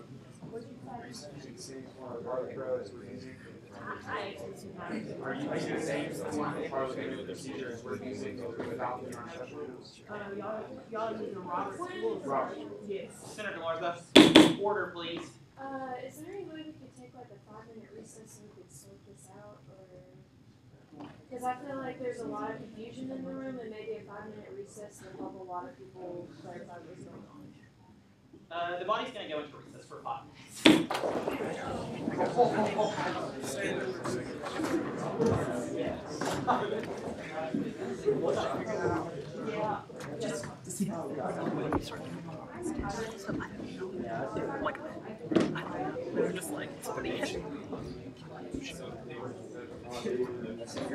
Can you save this? Okay, so see, I know when we did this. I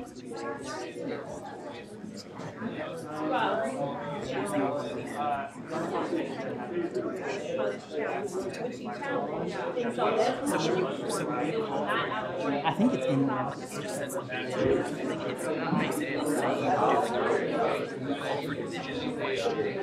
Basically saying it's not saying you just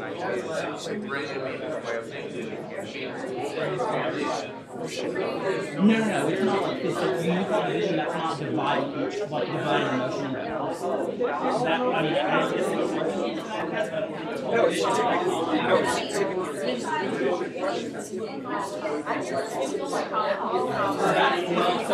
so what tactical division is, a division of the halves means doing a roll for But she didn't say division, she called division. I think she just said division, so, which I think that's open to interpretation. I'm gonna go to the bathroom. Honestly, I'm going to get you a standing desk too, as many questions as you want.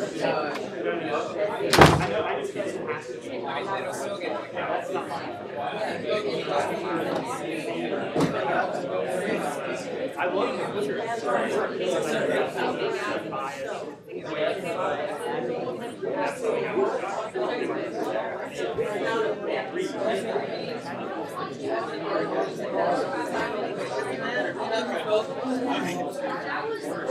Well, I was under the impression that we were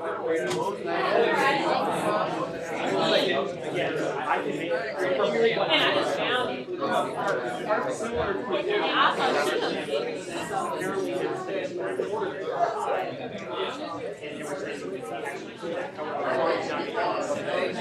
I don't believe you pay for it now.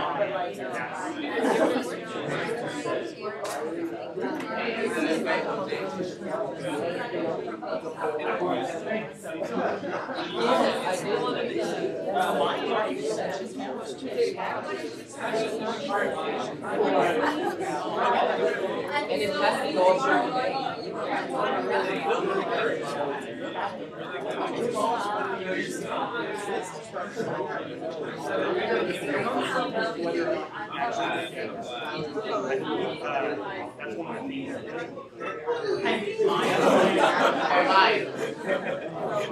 Really? Okay.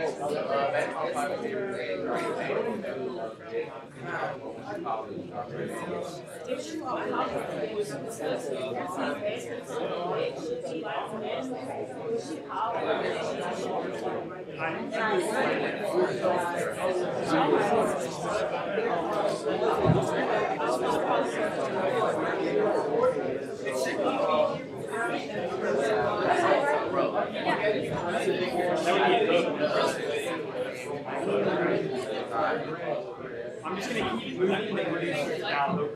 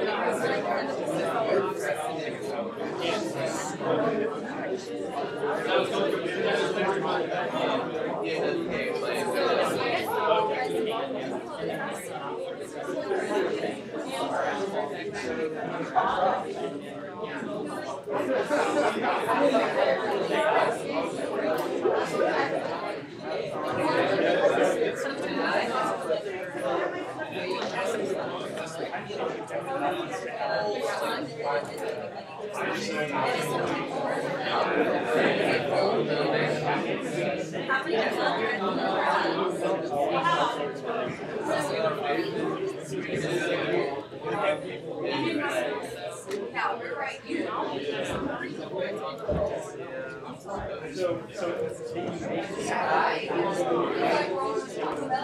the figures, that's how we know how many I think can be here. So if I was an RA, I would be either like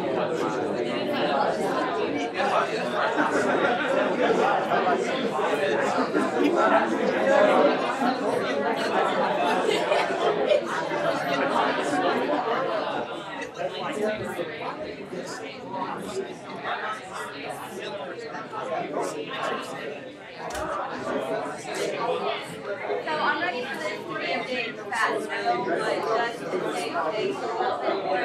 But if you want to like say, when we pay like 90% or something, that's still possible, or is that not possible?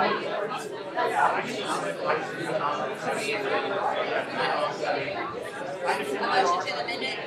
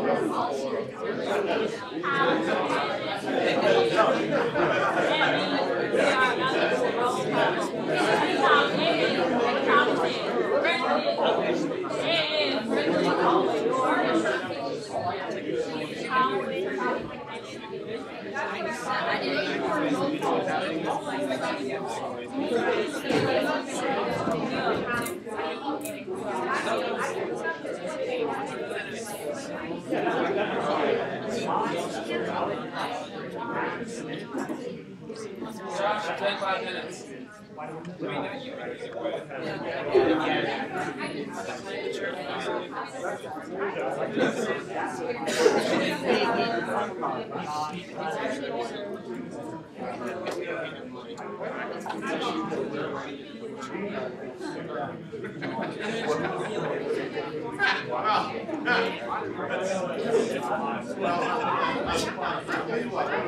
What happened?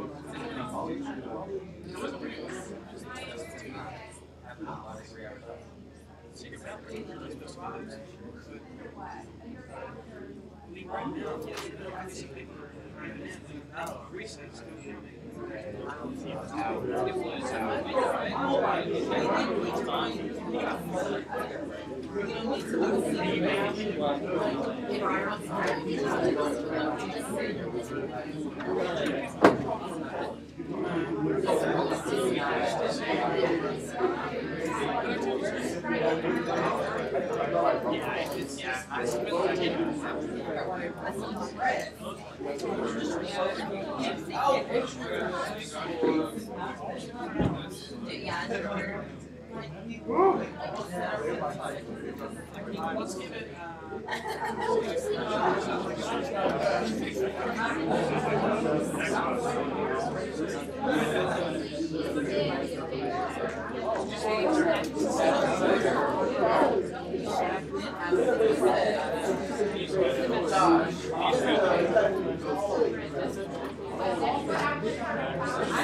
Josh, point of order, we should have been.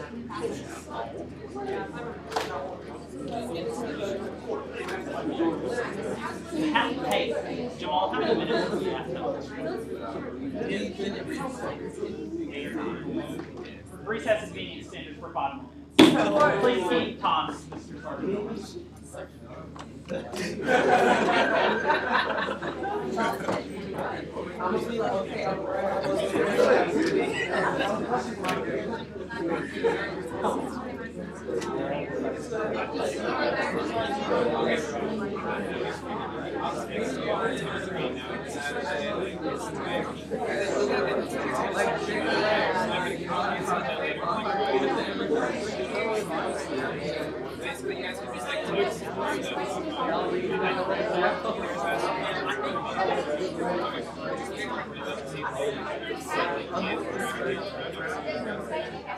I'll just extend your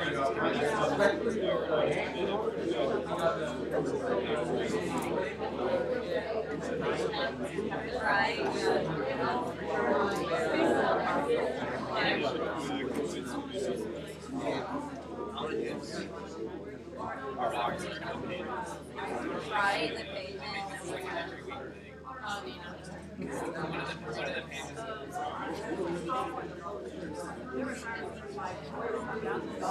Yeah.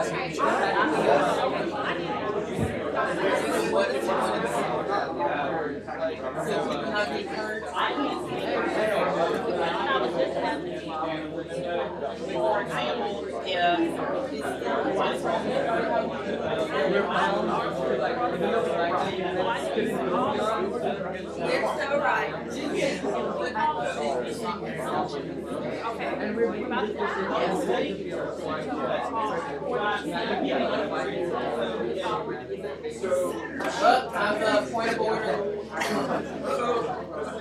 Take seats, please.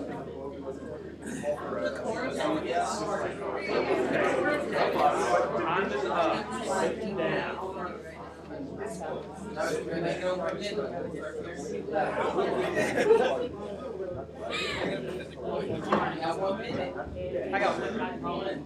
So, I don't understand how we are able to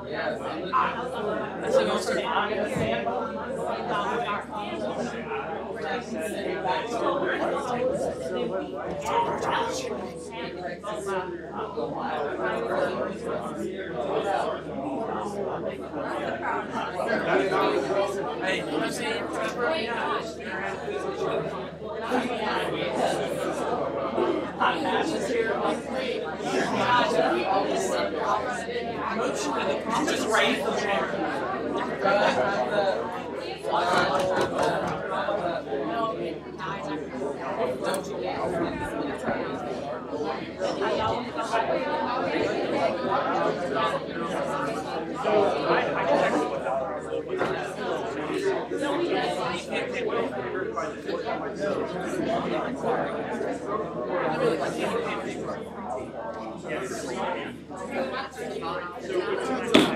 Senate will come back to order, please.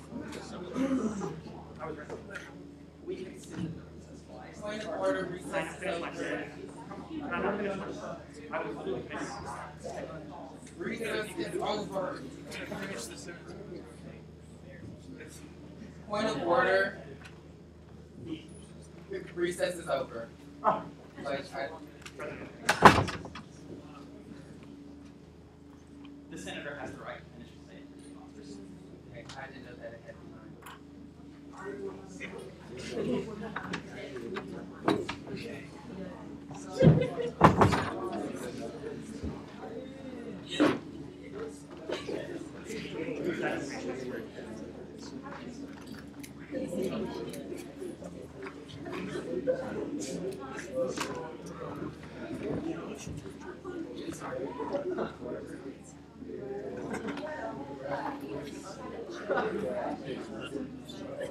I'm sorry, this is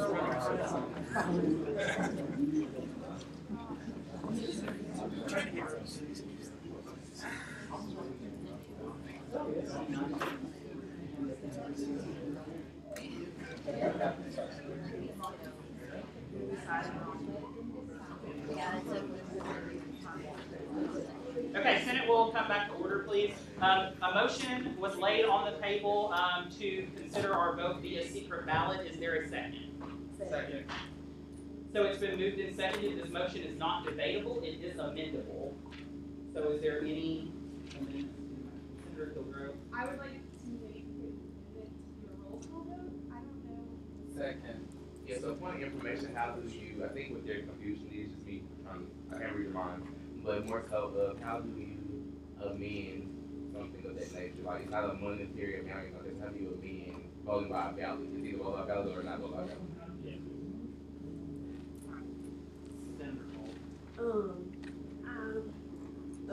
This is just a point of information, just let you guys know that, that is how you would amend what you laid out, is by calling for the division of the House. That is the amendment. That's what she called for. So now, Point of order. No, point of order again. So, yeah. Vice President Burton. I don't know if that's out of order, but look. So I'm gonna point out two separate things. So one on your Robert's Rules cheat sheet that we went over in retreat, whenever that was, and then another in our lovely book of Robert's Rules official. So in the Robert's Rules cheat sheet, to ask for a vote by actual count to verify a voice vote, you call for a division of the House. Okay, I'll go to a statute. Any member, by demanding a division, can require a voice vote or a vote by show of hands to be retaken as a rising vote. Either way, this predicates a vote must occur. I don't know if I'm wrong there, but a vote never occurred, and that's the point on the division. That's the point of order. That's my point of order on the division.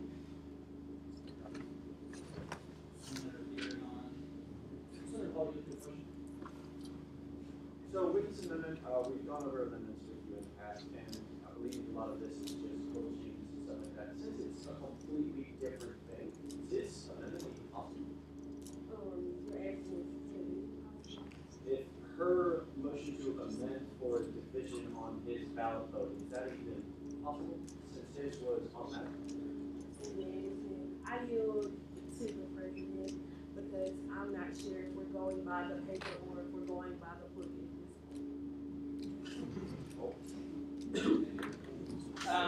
Per the Constitution, we follow Robert's Rules of Order for parliamentary procedure. So I assume that would be the book, which the cheat sheet that you all have in your senator packet is an abbreviated version of Robert's Rules of Order. So we follow this. I don't know. Yes, thank you. I don't know. Okay, so yielding to Senator Kirion's original question. If there is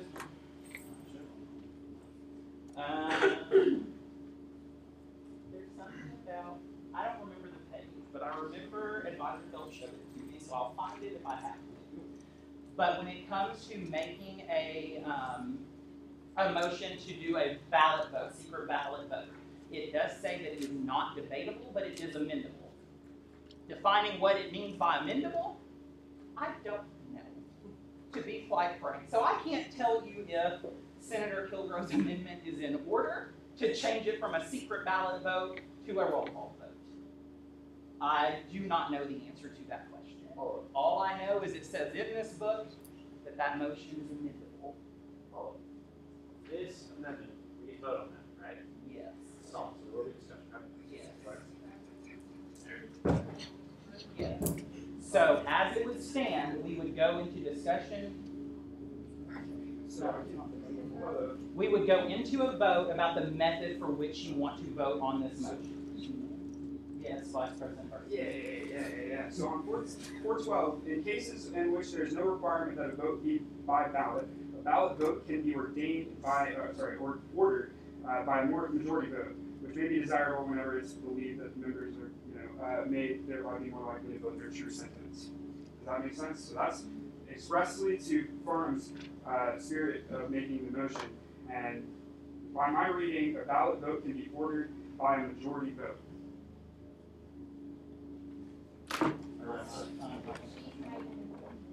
Yes. But you vote on that first. If you want to do a ballot, you vote against that and go to the ballot. You don't want that? So we are voting on the method with which to hold this vote. Senator Farnham made a motion for secret ballot. Senator Kilgore has amended that motion. It has been seconded. So what we will be discussing and voting on, or what we will be voting on, it's not debatable. What we will be voting on is whether or not to have a secret ballot. If her amendment passes, we will be voting via roll call. If it fails, we go back to Senator Farnham's motion, which is to consider whether or not to vote via secret ballot. If that fails, I'm assuming we go back to the roll call vote, since that's the form. But yes. Can we make an amendment that would go back to default? Does that make sense? Make an amendment to revert back to what we wanted to do with the motion. It doesn't. It seems counterproductive. She's saying the original thing is to do. My point is we should just make my vote, because the outcome of that vote will be either roll call or secret ballot. There's no point in amending my motion. Okay, so with that in mind, Senator Kilgore has the right to rescind her amendment. If she chooses not to, then we will vote on her amendment. Senator Kilgore. So I just want to make sure before I rescind that we are clear on what's happening there, but I'll just remind you. Okay. With the amendment rescinded, we will now consider the question of voting via secret ballot. If you vote yes, you are saying you would like to get a slip of paper and cast your vote on this motion to allocate money to MMP. If you vote no, you are saying that you do not want to allocate this additional fund to MMP. Everyone clear on that? Oh, I'm sorry, on the vote, my bad, sorry. You're voting, if you vote no, then you do not want to vote via secret ballot, and we will revert back to a roll call vote. Excuse me. It needs to be explained that the vote in here will be by the secret ballot, but online it will be transparent. Yes. You want to put your names. Yes, so you will have to write your name on the slip of paper and what your vote is, because all of our votes are published. So, does everyone understand? Senator Young. Point of information, is it a majority vote needed to go through secret ballot or a two-thirds vote? Majority. What we established as majority vote. Okay. Point of information, is it called a secret ballot or a ballot? Because if it's transparent, it's not secret. It's called a vote by ballot, but Robert's Rules also refers to it as a vote via secret ballot.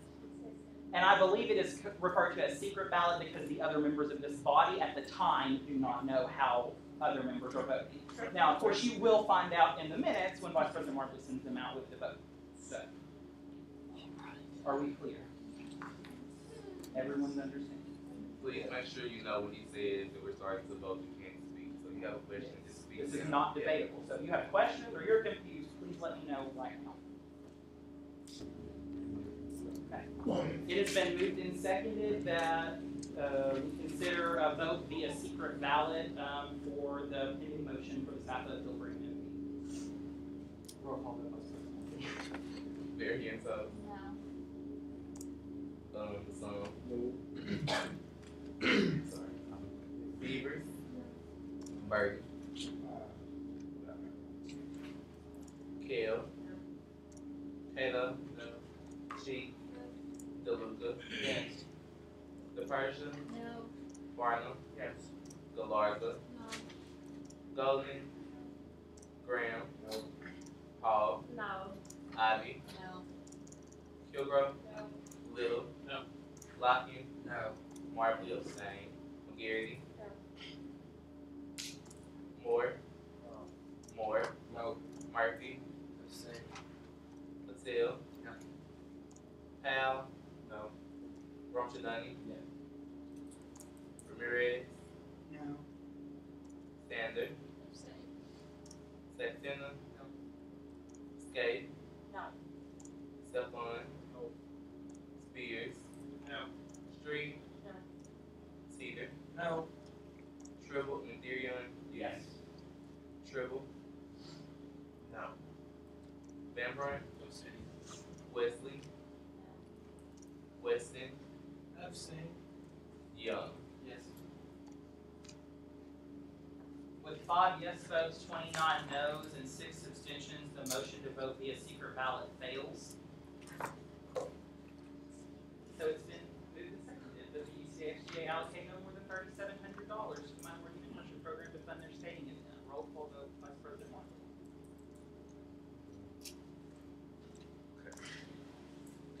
Variantos. No. Bassan. Yes. Beavers. Yes. Burton. Force abstention.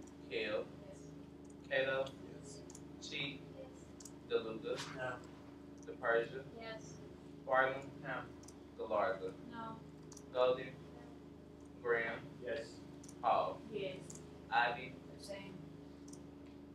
Kilgore. Yes. Little. No. Lockett. Lockett. Yes. Marbley Force abstention. McGarity. Moore. Yes. Moore. Yes. Murphy. Yes. Patel. No. Powell. Yes. Romchadani. Romchadani. No. Ramirez. No. Sander. No. Saxena. No. Skate. Yes. Stephon. Yes. Spears. No. Street. Yes. Teeter. Yes. Therion. No. Tribble. Yes. Van Brunt.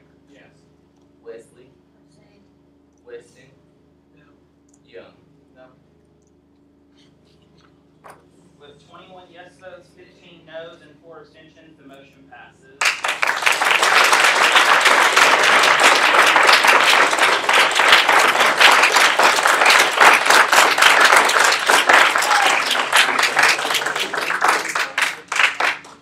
And on that note, the motion to suspend the rules has expired. I will now give my report. So, change in UCA administration. So for those of you that are not aware, on Thursday, March 14th, an email was sent out to faculty and staff that the University Chief of Staff and Vice President for University Relations, Mr. Kelly Erskine, will be resigning his post effective August 15th. In an email that went out to faculty and staff, President Davis said that Mr. Erskine has accepted a position as Chief Executive Officer of the Independent Insurance Agents of Arkansas, a position he previously held for the Independent Insurance Agents of North Carolina. So effective August 15, 2019, Mr. Erskine will be resigning his post as Chief of Staff for UCA. The President is currently looking for the opportunity to fill that position, but there have been no decisions made about how that will go about. SAB concert. On a fun note, the Student Activities Board is bringing Miguel to the Ferris Center on April 25th at 8 p.m. Ticket prices for students are $15 for seats in the stands and $20 per ticket for floor to be on the floor. Those will begin this coming Monday, April 1st, so a week from today. There is a limit of 6 tickets per student, and you will need to go to the Reynolds box office to purchase tickets, but there will be Reynolds employees selling tickets at the concierge desk in the Student Center from 11 a.m. to 2 p.m. all of next week. So if you want the opportunity to purchase a ticket in the Student Center, 11 to 2 p.m. Monday through Friday next week. Tickets to the general public go on sale April 4th, and online ticket sales begin that same day. So purchase a ticket, have some fun. Bear Boots on the Ground spring break trip. So I didn't get a chance to share this video with Vice President Marbley, but I will send it to him so he can include it in the minute.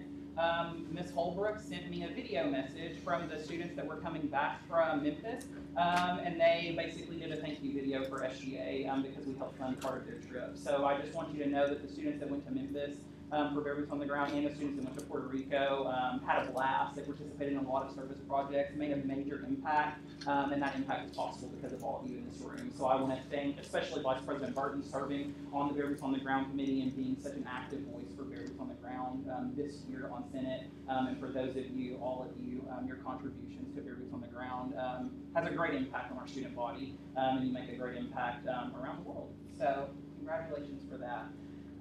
Our final presidential town hall this year is this coming Wednesday, March 27th at 5:30 in Student Center 214. Our co-sponsor for this final town hall is the Office of Greek Life. So the link to the question submission form is going to be included in the minutes. Please submit questions as well as share it out with your constituents to have them submit questions as well.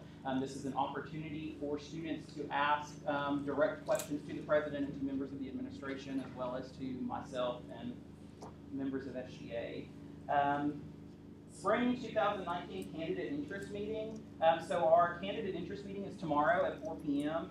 Here in the Senate chambers. It is not a requirement for those interested in the class president or vice president positions, but there is a mandatory executive board interest meeting at 4:30 also in Senate chamber. So if you are planning on running for one of these 4 offices, you will need to be in attendance at the interest meeting at 4:30 p.m. tomorrow.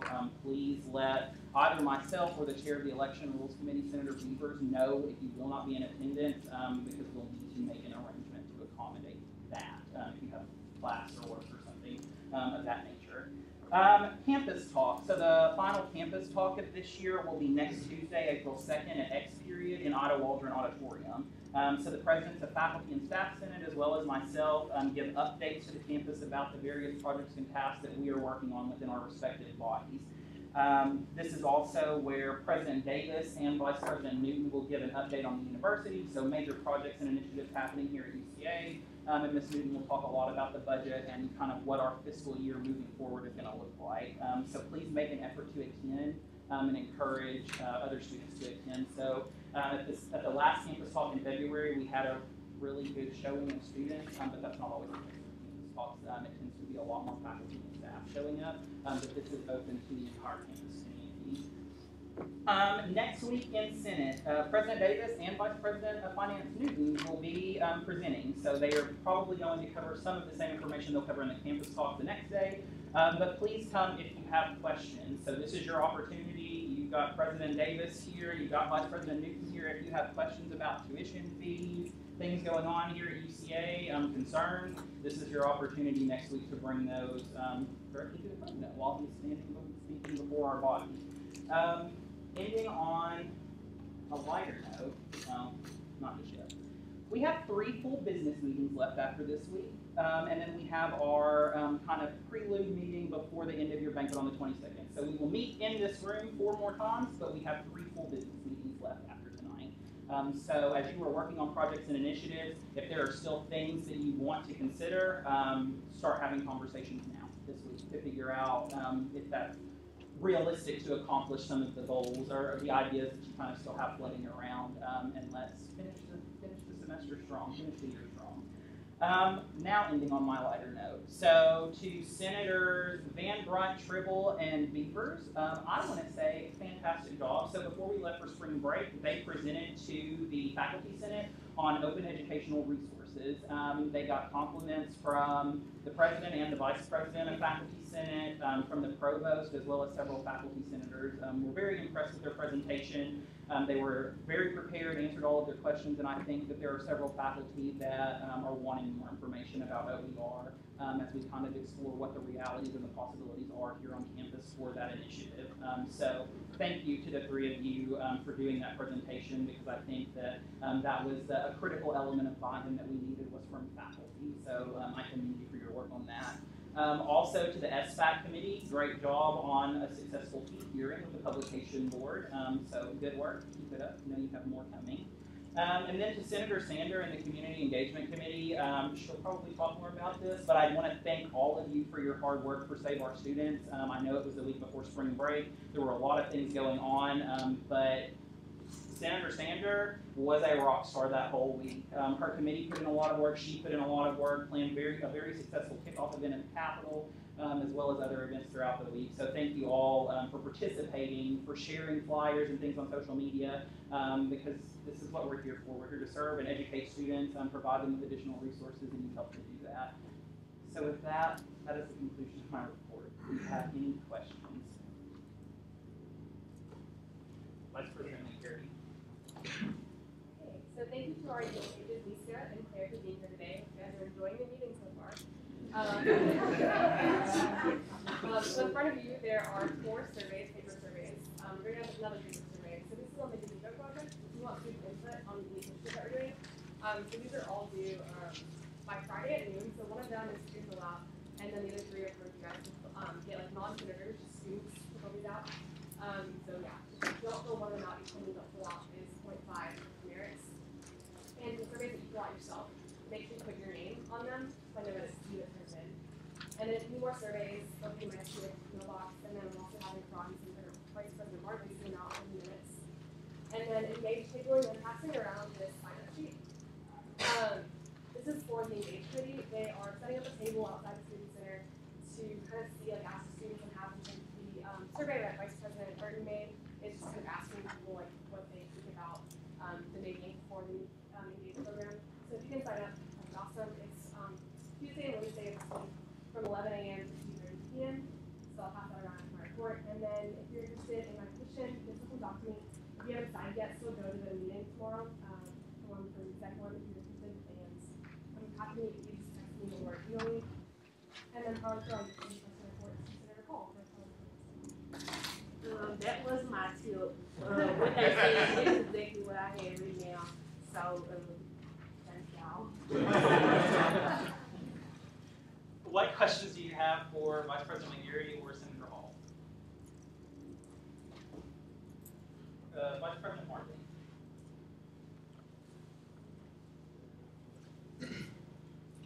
So, position interest, if you're interested in being the next Vice President of Operations, please let me know. Whoever attends me tomorrow, I'll definitely have a packet ready for you so you can kind of read through, kind of talk about things you might have questions about. So always feel free to contact me. You have my number, my email, all those kinds of things. So let me know if you have any questions or things I can help you with to give you more insight what the position looks like. It's a lot of fun though, so you should definitely do it. Senator of the Month. Just want to remind you all that the link for Senator of the Month will be in the email as well this afternoon or whenever the meeting's sold out. And so remember to go ahead and nominate someone for March's Senator of the Month, because first meeting in April, we're going to go ahead and announce that person to have someone also prepared for the incentive of President Day. So we don't wait too late for that, okay? And then the SGA newsletter. So can we give a round of applause to Senator Lockings for giving a draft of this newsletter?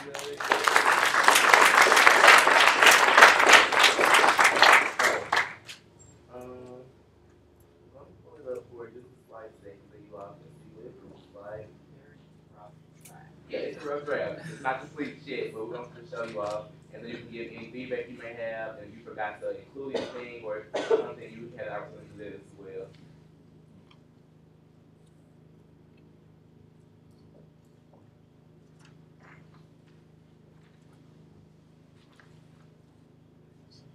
So as of now, this is the cover page, or the cover up.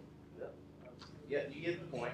And so that's the front of it, and this is the back side of it. So so far it's 2 pages. This is covering the big events that our students with the engagement efforts. The 3rd page is diversity and civility circles and international food night, which is upcoming on April the 10th. And then you have the computer works with resources and sustainability. So if your committee isn't on here, please be sure to get in contact with Senator Lockings, because the next quote-unquote draft that we receive will be probably finalized after going to the executive board and being shown to you all. So we want to be able to highlight everything you all are doing, but if you all don't communicate with us, it's not going to happen. Okay? That's all on that point.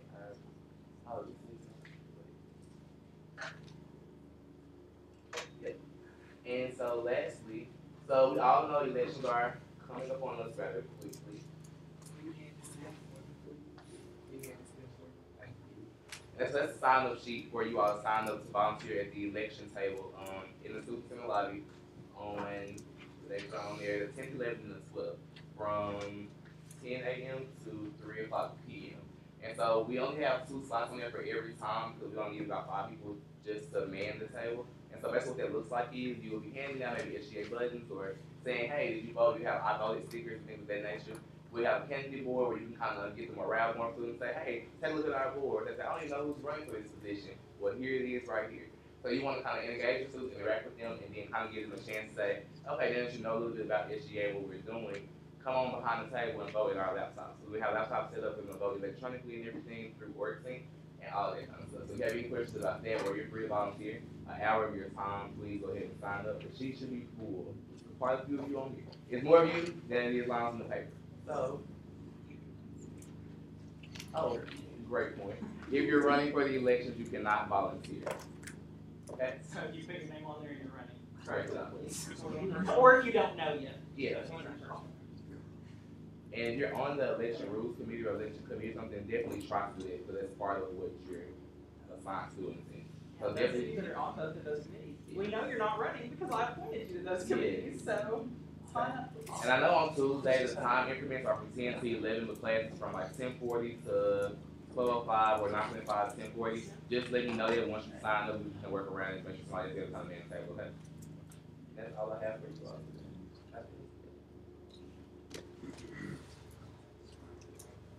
Are there any questions? I'm sorry. Are there any questions for Vice President Wontley? Perfect. Vice President Burke. Cool. Yeah. So we've got a survey for the meeting of the Engage. It's in your inbox. I would encourage you to do it. I encourage other people to do it. I have a motion for faculty staff golf tournament that I'm going to present. Barring time, I might hold it. Additionally, today we're mandated to approve the South months. Barring time.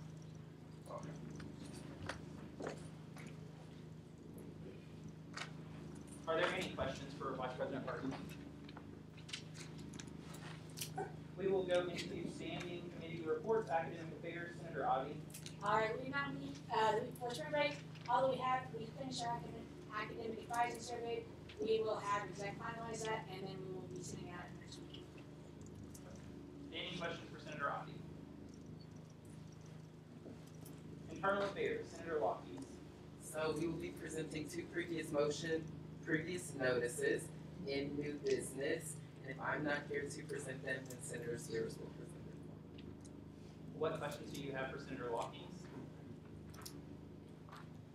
Housing and Food Services, Senator Kale.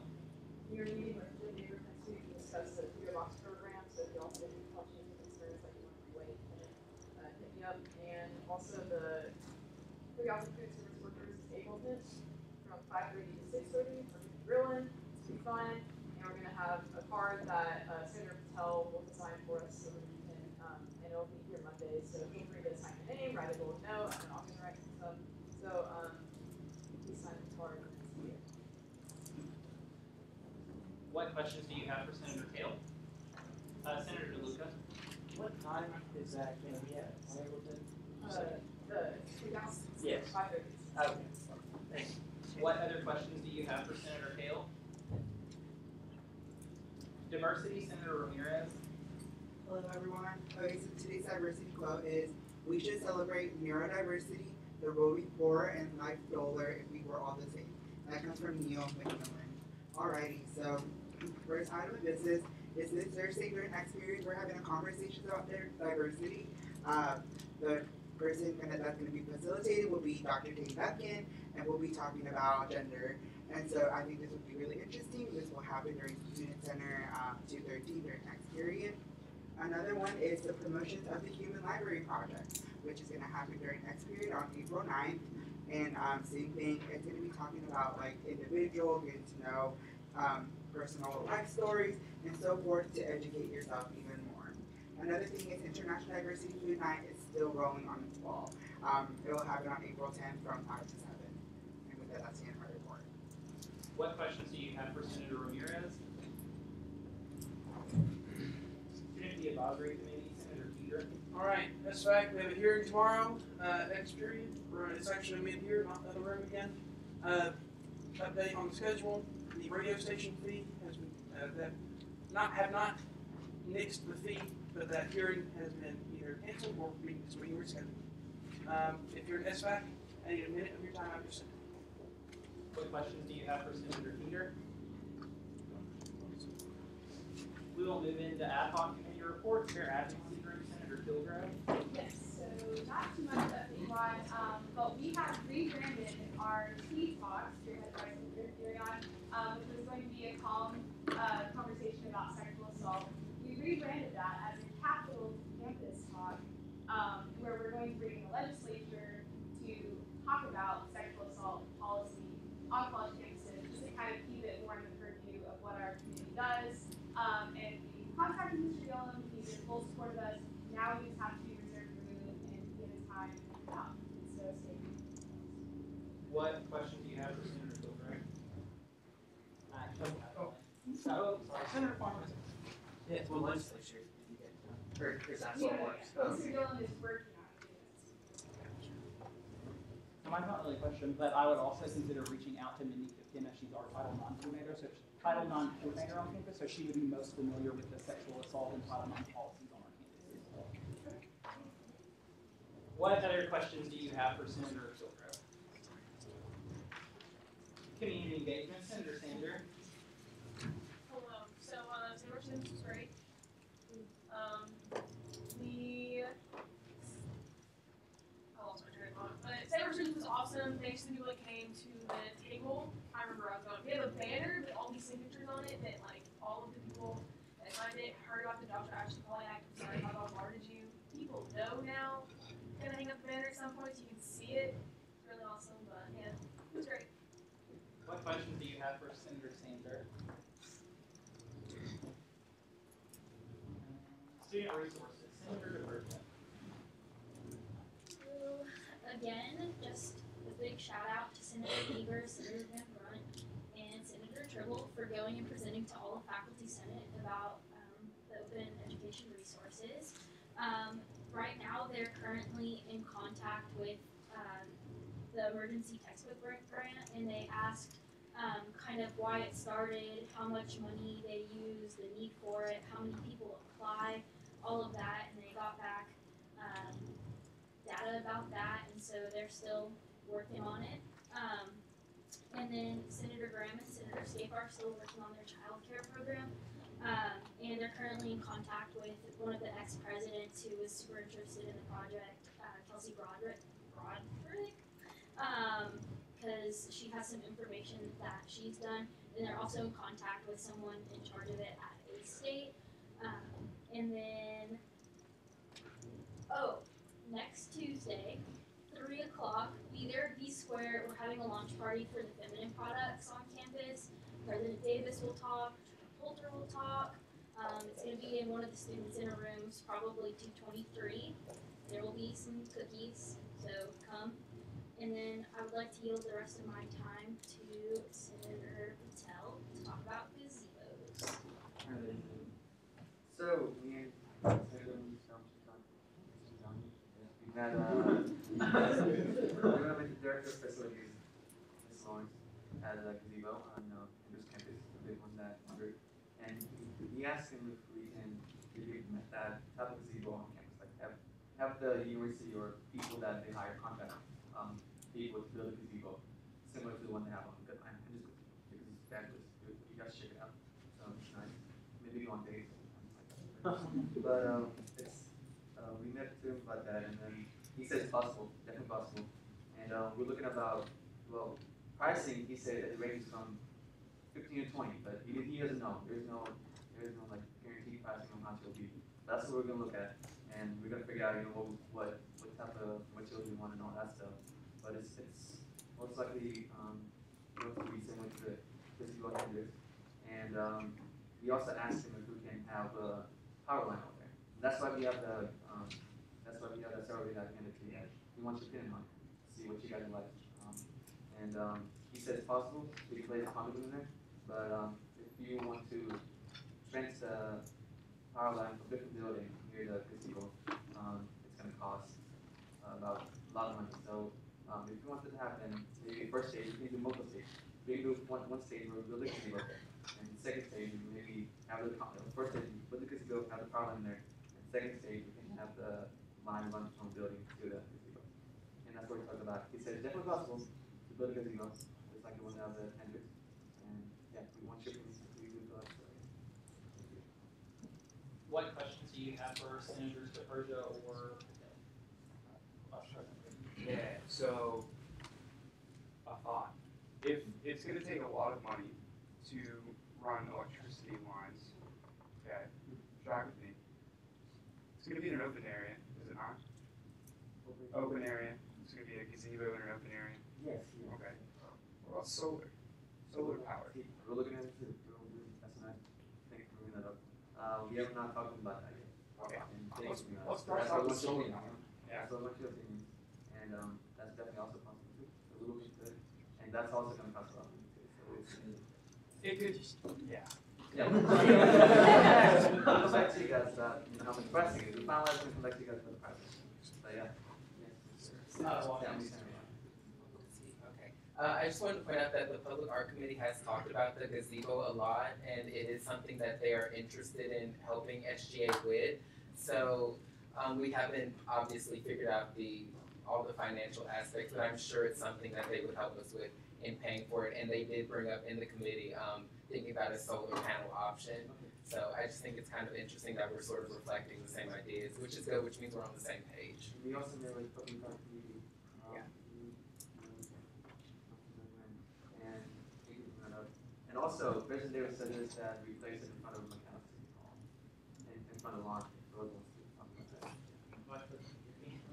That was just a possibility. You said that we could also put it behind, so it'd be like kind of by window, or where they have the architecture for theater. So it's a possibility. Any other questions for Senators DePersia or Phil? Vice President Marley? Senator Martin, can you give me the date and time of the Benedict Hygiene lunch party? Yeah, April 2nd at 3 o'clock. Thank you. That's it, yeah, that's it. Any other questions? Sustainability, Senator Spears. Alright, so the Sustainability Committee is going to go out this Saturday, barring any inclement weather that's already forecasted, and if so, I will notify you guys. Over to Tucker Creek, over by an entrance to a walking trail, so I'm trying to see if we can pick up some trash and things around there, make the place a little cleaner. And then I've also since assigned places for the committee to go look at, specific members. And so Senator Cheek is doing Greek Village and the outside areas around there. Senator Galarza is around Donaghy Avenue, across from the College of Business, that big kind of recessed parking over there. And then Senator Sapon's a lot behind the College of Business. Senator Powell's a lot behind or beside the Ferris Center. Senator Graham's a lot beside the Hyper, and then myself, a lot behind Donaghy Hall, kind of northeast of campus, as well as helping with the Hyper Center. And so those are really just to see where trash cans need to be, where recycling cans need to be, because I know a lot of people, instead of putting it in their cars, they'll throw it on the ground, unfortunately. And so we accumulate quite a bit of trash in those kinds of areas, and see if we can't have suggestions for the fiscal plan to maybe over the summer try to add some more strategically placed recycling and trash cans. That's good. What questions do you have for Senator Spears? We will go into University Committee reports. Are there any University Committee reports? Vice President McGarry. So I know that the freshman FYS subcommittee on Tuesday before spring break, and we talked about a mentorship program that we're going to start. So we've had this program in the past. It kind of we have the issues getting upperclassmen to help mentor the freshmen. Starting again, we're trying to. But this program is just out upperclassmen in the FYS classes to mentor them, and we think it would cost about $30,000 if you were to implement it.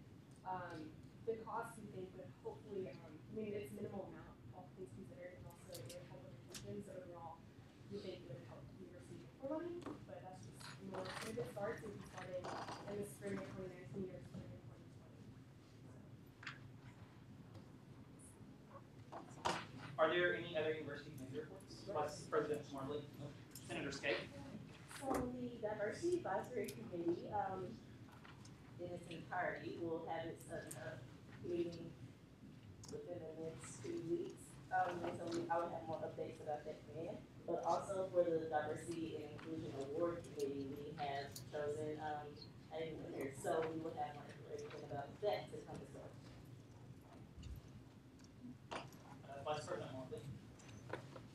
I just want clarification from the FIS subcommittee. So the mentors that were replaced in those classrooms, say the program is set back to start in spring 19?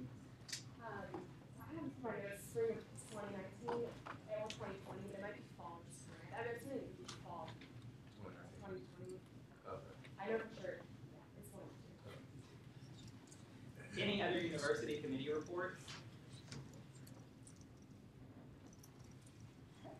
Any unfinished business? Any new business? Senator Spears. I move that the UCASGA allocate no more than $1,500 to add a water bottle filler to one of the third floor water fountains, all funds reserved from the SGA Products Fund. Second.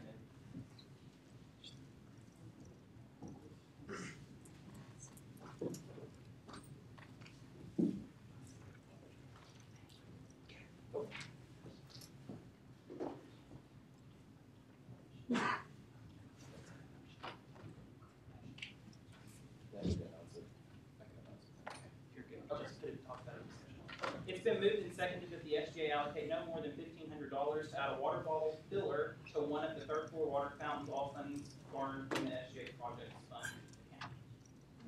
Discuss on the motion, Senator Spears. Essentially what this would be the third floor of McAllister. For those who don't know, it's also where the Honors College is. And so there is one more water bottle filler in McAllister Hall. However, it's very strategically placed where many people don't know it existed, including myself when researching it. And so I think that adding one water bottle filter or one water bottle filler to one of the third floor water fountains, which seems to be a very decent feasible thing considering there is one up-to-date water fountain, would be good because of the foot traffic and the Honors College plus other major specific classes that are up there as well. And so it would be heavily used and heavily utilized by the student body, and I think, and I've discussed with my committee as well, it would be a good sustainable thing to do to promote less plastic consumption overall. So, yeah, same. Further discussion on the motion? Senator Durion. For the commission, are we allowed to make a motion to approve by unanimous consent on these because of the dollar amount? Fall. I don't think we have a situation, but there fall has to be a along. roll call because it's critical project. Yeah. Alright. So there will have to be a roll call vote. Senator Teeter. Well, Senator Spears, you'll do a question. Absolutely. How many students do you think this would impact? Well, given numbers from the Honors College, assuming that half the students are in those specific classes, because I do know that they attend others in Thompson and McAllister and other ranges, but at least assuming half, I would say upwards of 200 people. Plus, I believe there are other major specific classes located up there, including, I believe, things for family and consumer science classes and the like that are oftentimes up there as well. So yeah, definitely within the hundreds per week at least. Follow, how much money? It should be $1,500. It was quoted between 1,000 and 2,000. However, there's one older water fountain and one newer water fountain. One which I've checked the VIN number and should check out to where it should accept a kit to have a water bottle filler in there. So it should exceed no more than, the man said no more than $1,500. So I'm assuming that will be. Vice President Burton, you'll do a question, please. How much money is in the project's account? 55,000 and change. Right, thank you. Senator Taylor. Further discussion on the motion? It has been moved and seconded that the SGA allocate no more than $1,500 to add a water bottle filler to one of the third floor water fountains, all funds garnered from the SGA projects fund. Roll call. Variance of Yes. Lozano, Yes. Beavers, Bird, Yes. Hill, Taylor, Yes. Chief, DeLuca, Yes. the Persian, Yes. Barnum, Yes. Galarza, Yes. Logan, Graham, Yes. Hall, Yes. Ivy,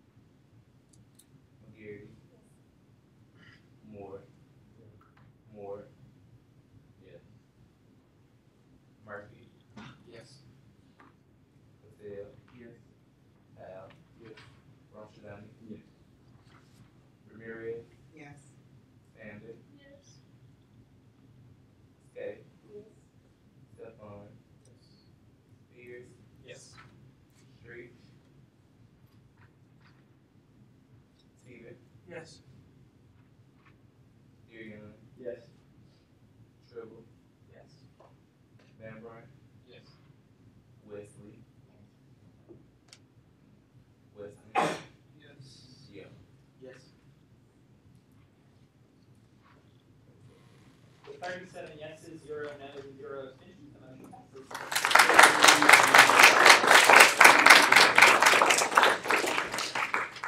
Is there any other new business? Senator Spears. I'm sorry. I have 2 previous notices to give.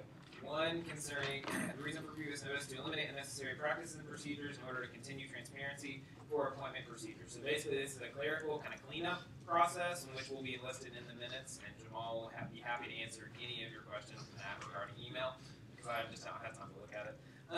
And the reason for the amendment, for the second previous notice, is to eliminate necessary practices and procedures to make SGA more efficient. So this is pertaining to, even though they sound very innately similar, this is essentially for different cleanup procedures within the document, within the Constitution.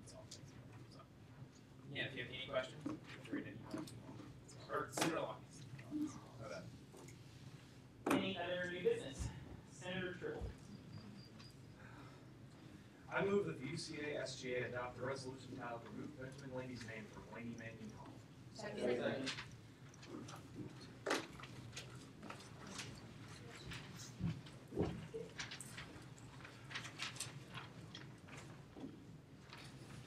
It has been moved and seconded that the UCASGA adopts the resolution titled Remove Benjamin Laney's name from Laney Mannion Hall. Discussion on the motion, Senator Triple. Whereas diversity is recognized as one of the 4 pillars of the University of Central Arkansas Core, whereas the University of Central Arkansas Office of Diversity and Community is is committed to a policy of inclusiveness, understanding, and acceptance of all regardless of race or ethnicity according to its mission. Whereas approximately 34% of the university's student body is non-white, 18% of which are African American according to the United States Department of Education. Whereas Governor Benjamin T. Laney, and namesake of Laney Mannion Hall, is antithetical to diversity on this campus and the state. Whereas Governor Laney was a frequent opponent of civil rights and anti-segregation legislation according to the Arkansas Gazette, issues from February 3rd and 5th, 1948. Whereas Governor Laney tarred President Harry Truman's civil rights proposals as, quote, flavored with communism, according to the Arkansas Gazette from February 6th, issue of 1948. Whereas Governor Laney believed that the president's aforementioned proposals a betrayal of the South and Arkansas, according to the Arkansas Gazette from February 8th issue of 1948. Whereas Governor Laney was so opposed to President Truman's civil rights proposals that he was a leader in the segregationist Dixiecrat movement of 1948, according to the Arkansas Gazette from its May 10th and 11th issues of the presidential election year. Whereas Governor Laney was briefly considered the presidential nominee of the short-lived Dixiecrat Party in 1948, according to historian Joseph Crispino. Whereas the state of Arkansas unveiled the Little Rock 9 Memorial in 2009 in an effort to atone for the transgressions of segregation and white supremacy. Whereas the university should not enshrine those wrongdoings in any shape or form.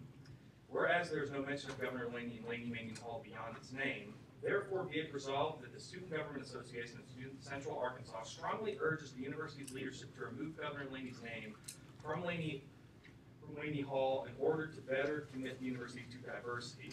Be it further resolved that this resolution begin the conversation as to whether Laney's name be replaced in Laney Mannion Hall or be left as simply Mannion Hall.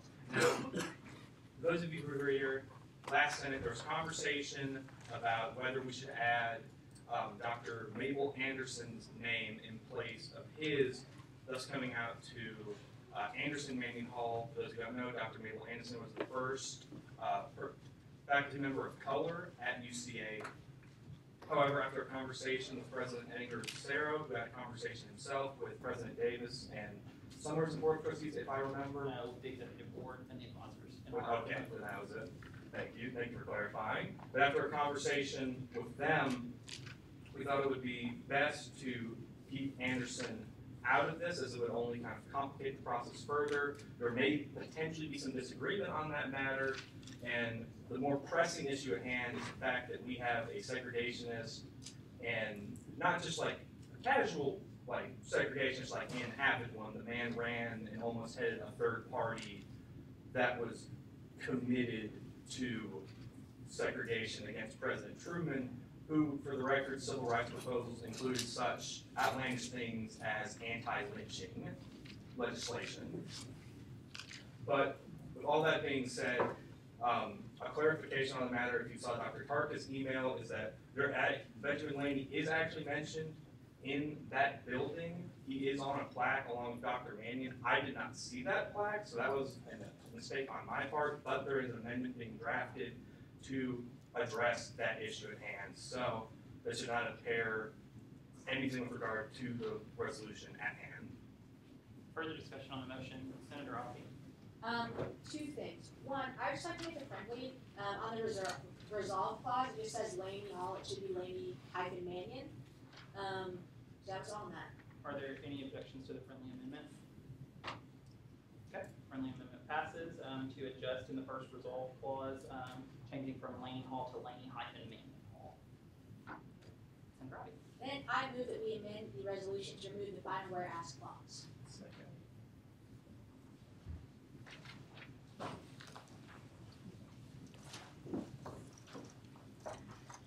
It has been moved and seconded to amend the resolution to remove the final whereas clause, stating whereas there is no mention of Governor Laney and Laney-Mannion Hall beyond its name.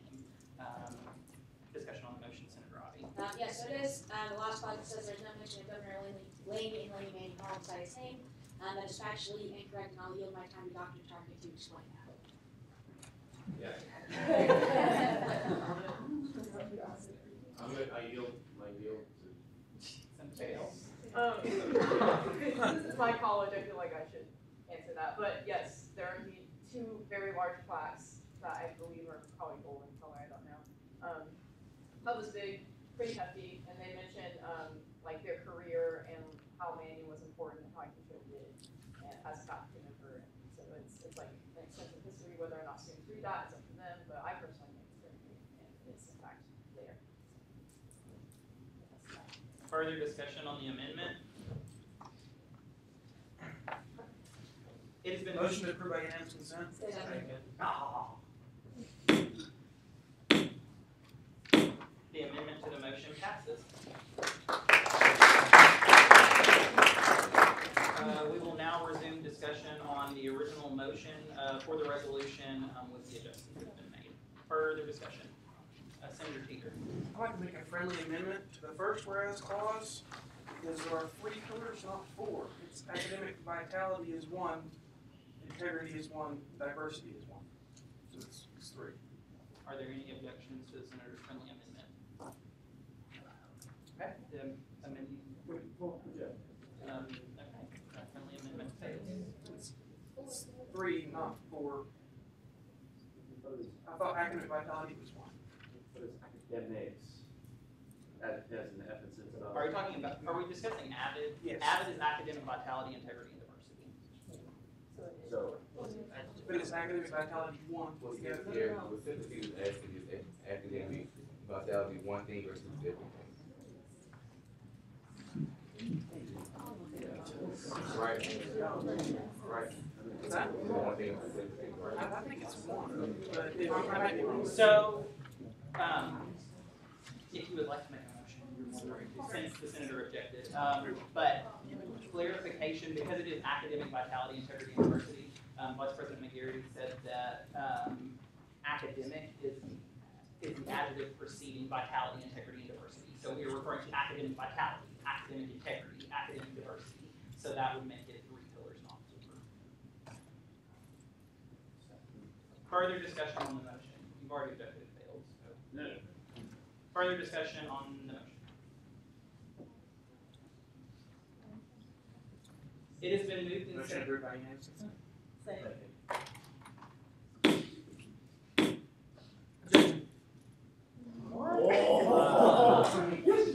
Amendment.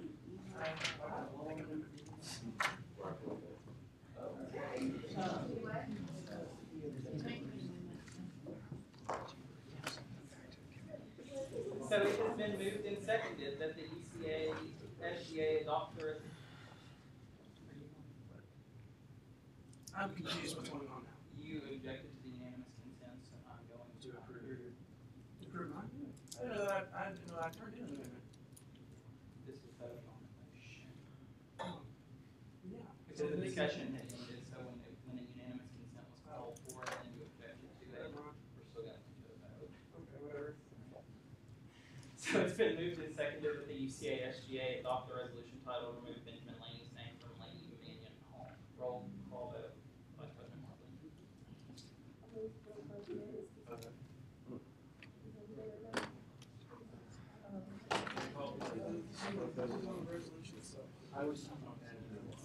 Very good. Point of order. Very good. Buffoon. Buffoon. Yes. Beaver. Technically, in those you can't. Sorry. Sales time. Burger.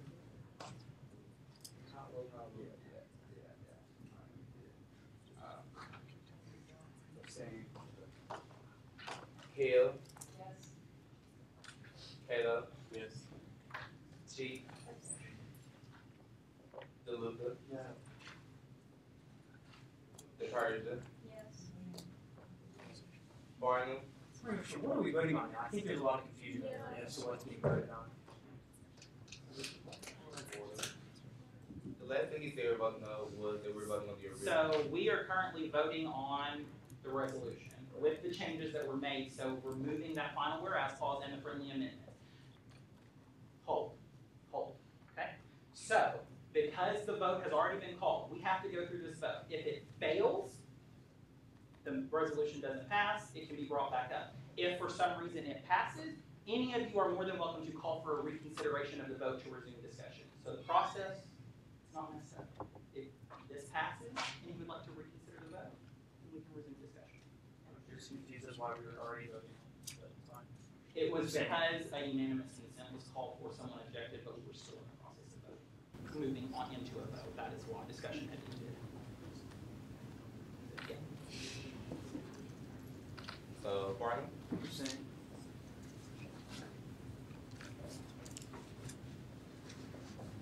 Galarza. Yes. Golding. Graham. Yes. Hall. Yes. Ivy. Yes. Kilgrove. Yes. Little. Yes. Lockins. I hear Markley. Yes. Gary. Moore. Moore. Yes. Murphy. Yes. Patel. No. Powell. Yes. Warmchidani. Ramirez. Yes. Standard. Yes. Sexton. Yes. Skate. Yes. Stephon. Spears. Yes. Peter. Abstention. Julian. Yeah. Triple. Yes. Van Bryn. Yes. Wesley. Yes. Weston. Yes. Young. Abstain.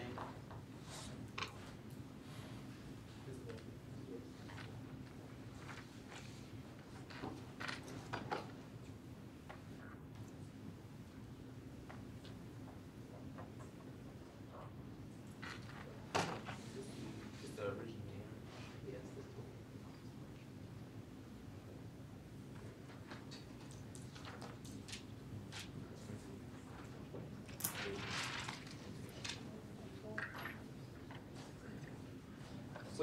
With 26 yes votes, 2 noes, and 10 abstentions, the motion passes.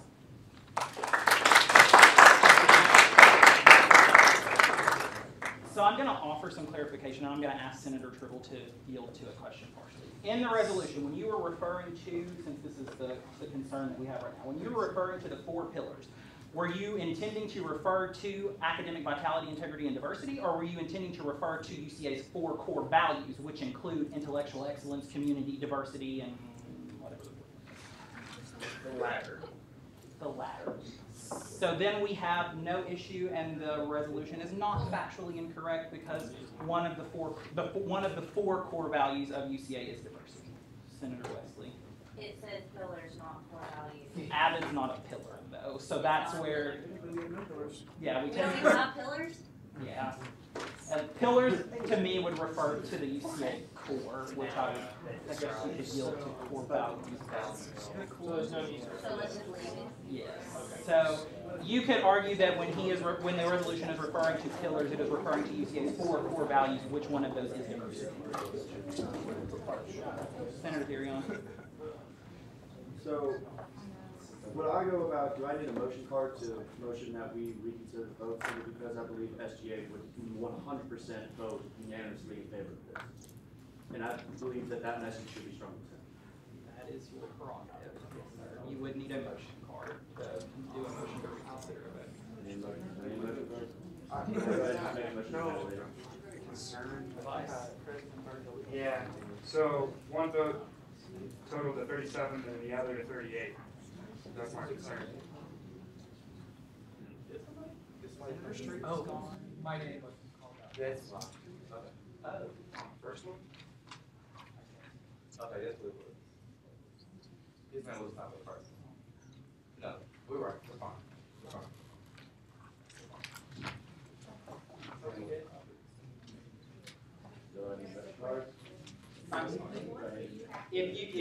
If you want to make a motion to reconsider the vote, you would need a motion.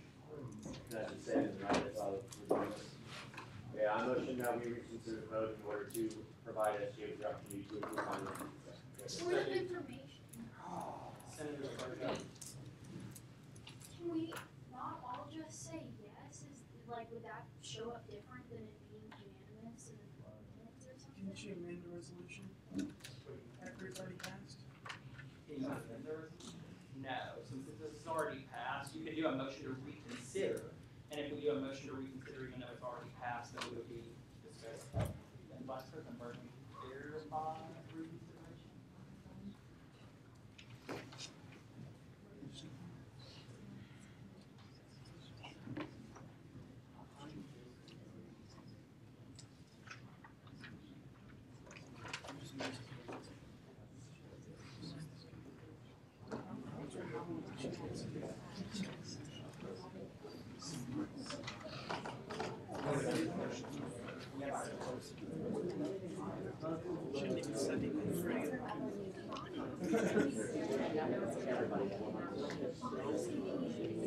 Yeah,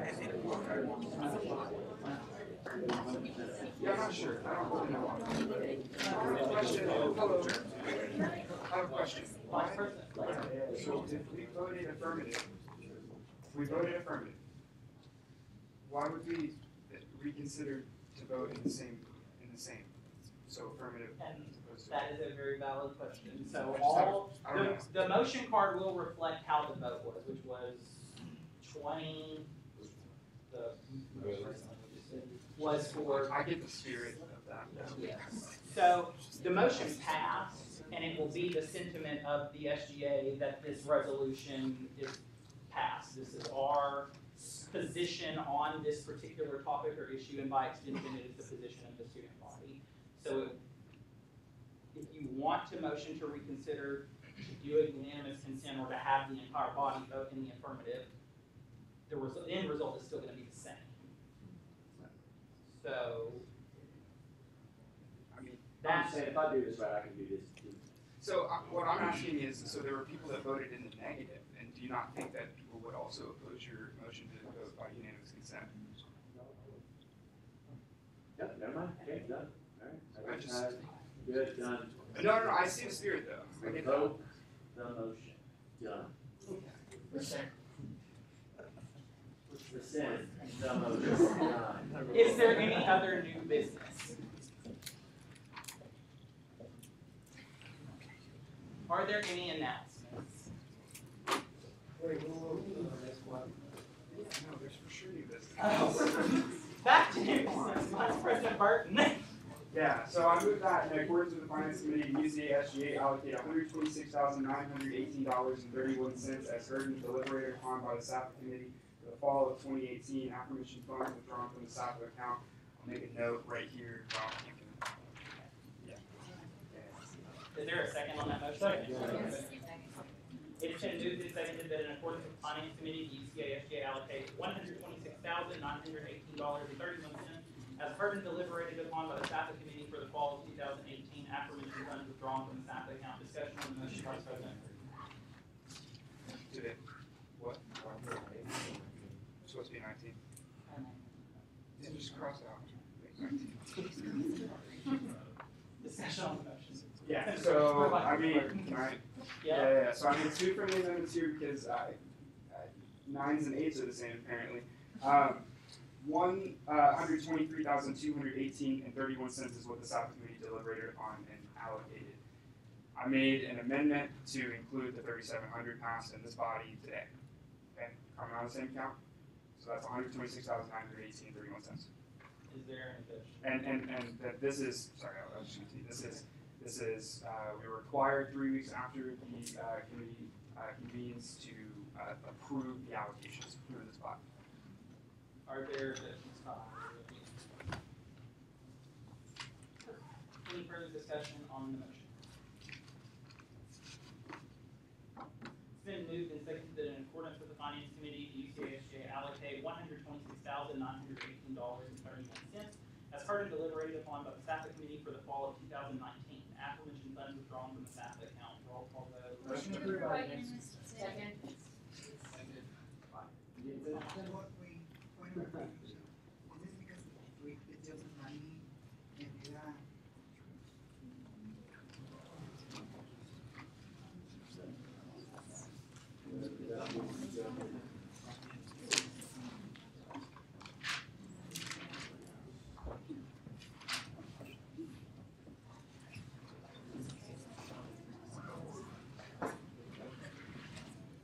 Yeah, please roll call.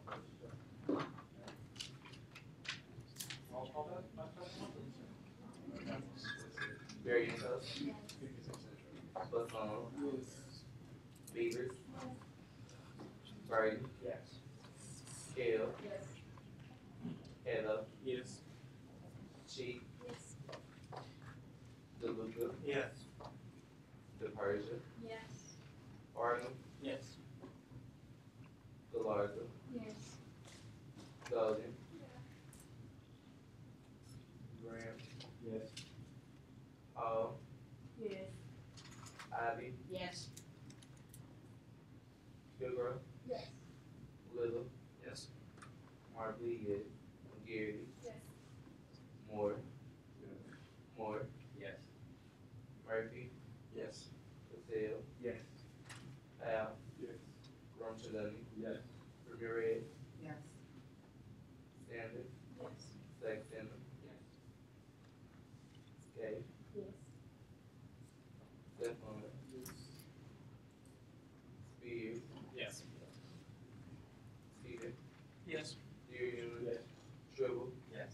Van Bryant. Yes. Wesley. Yes. Weston. Yes. Young. Yes. 38 yeses, 0 noes, and 0 abstentions. The motion passes.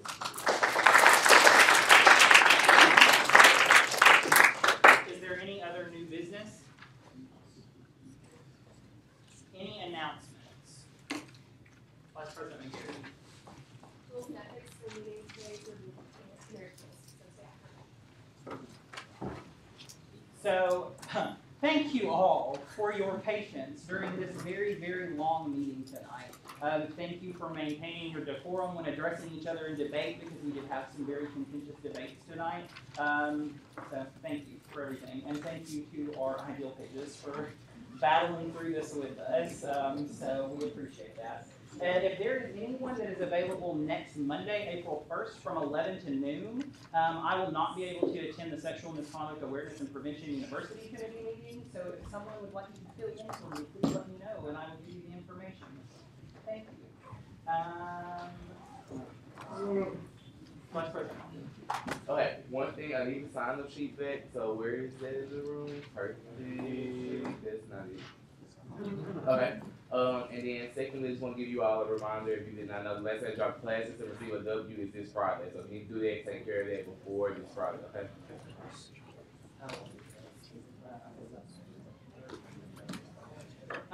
So, final thing. If you are a member of the executive committee, i.e. a committee chair or a designated class representative, will you please stay behind for just a minute? I need to clarify something about advanced registration.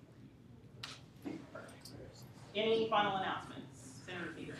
Ms. Fack, I need 1 minute. 1 minute. Any final announcements? This meeting is adjourned. Here, Ms. Fack, come over here in this corner.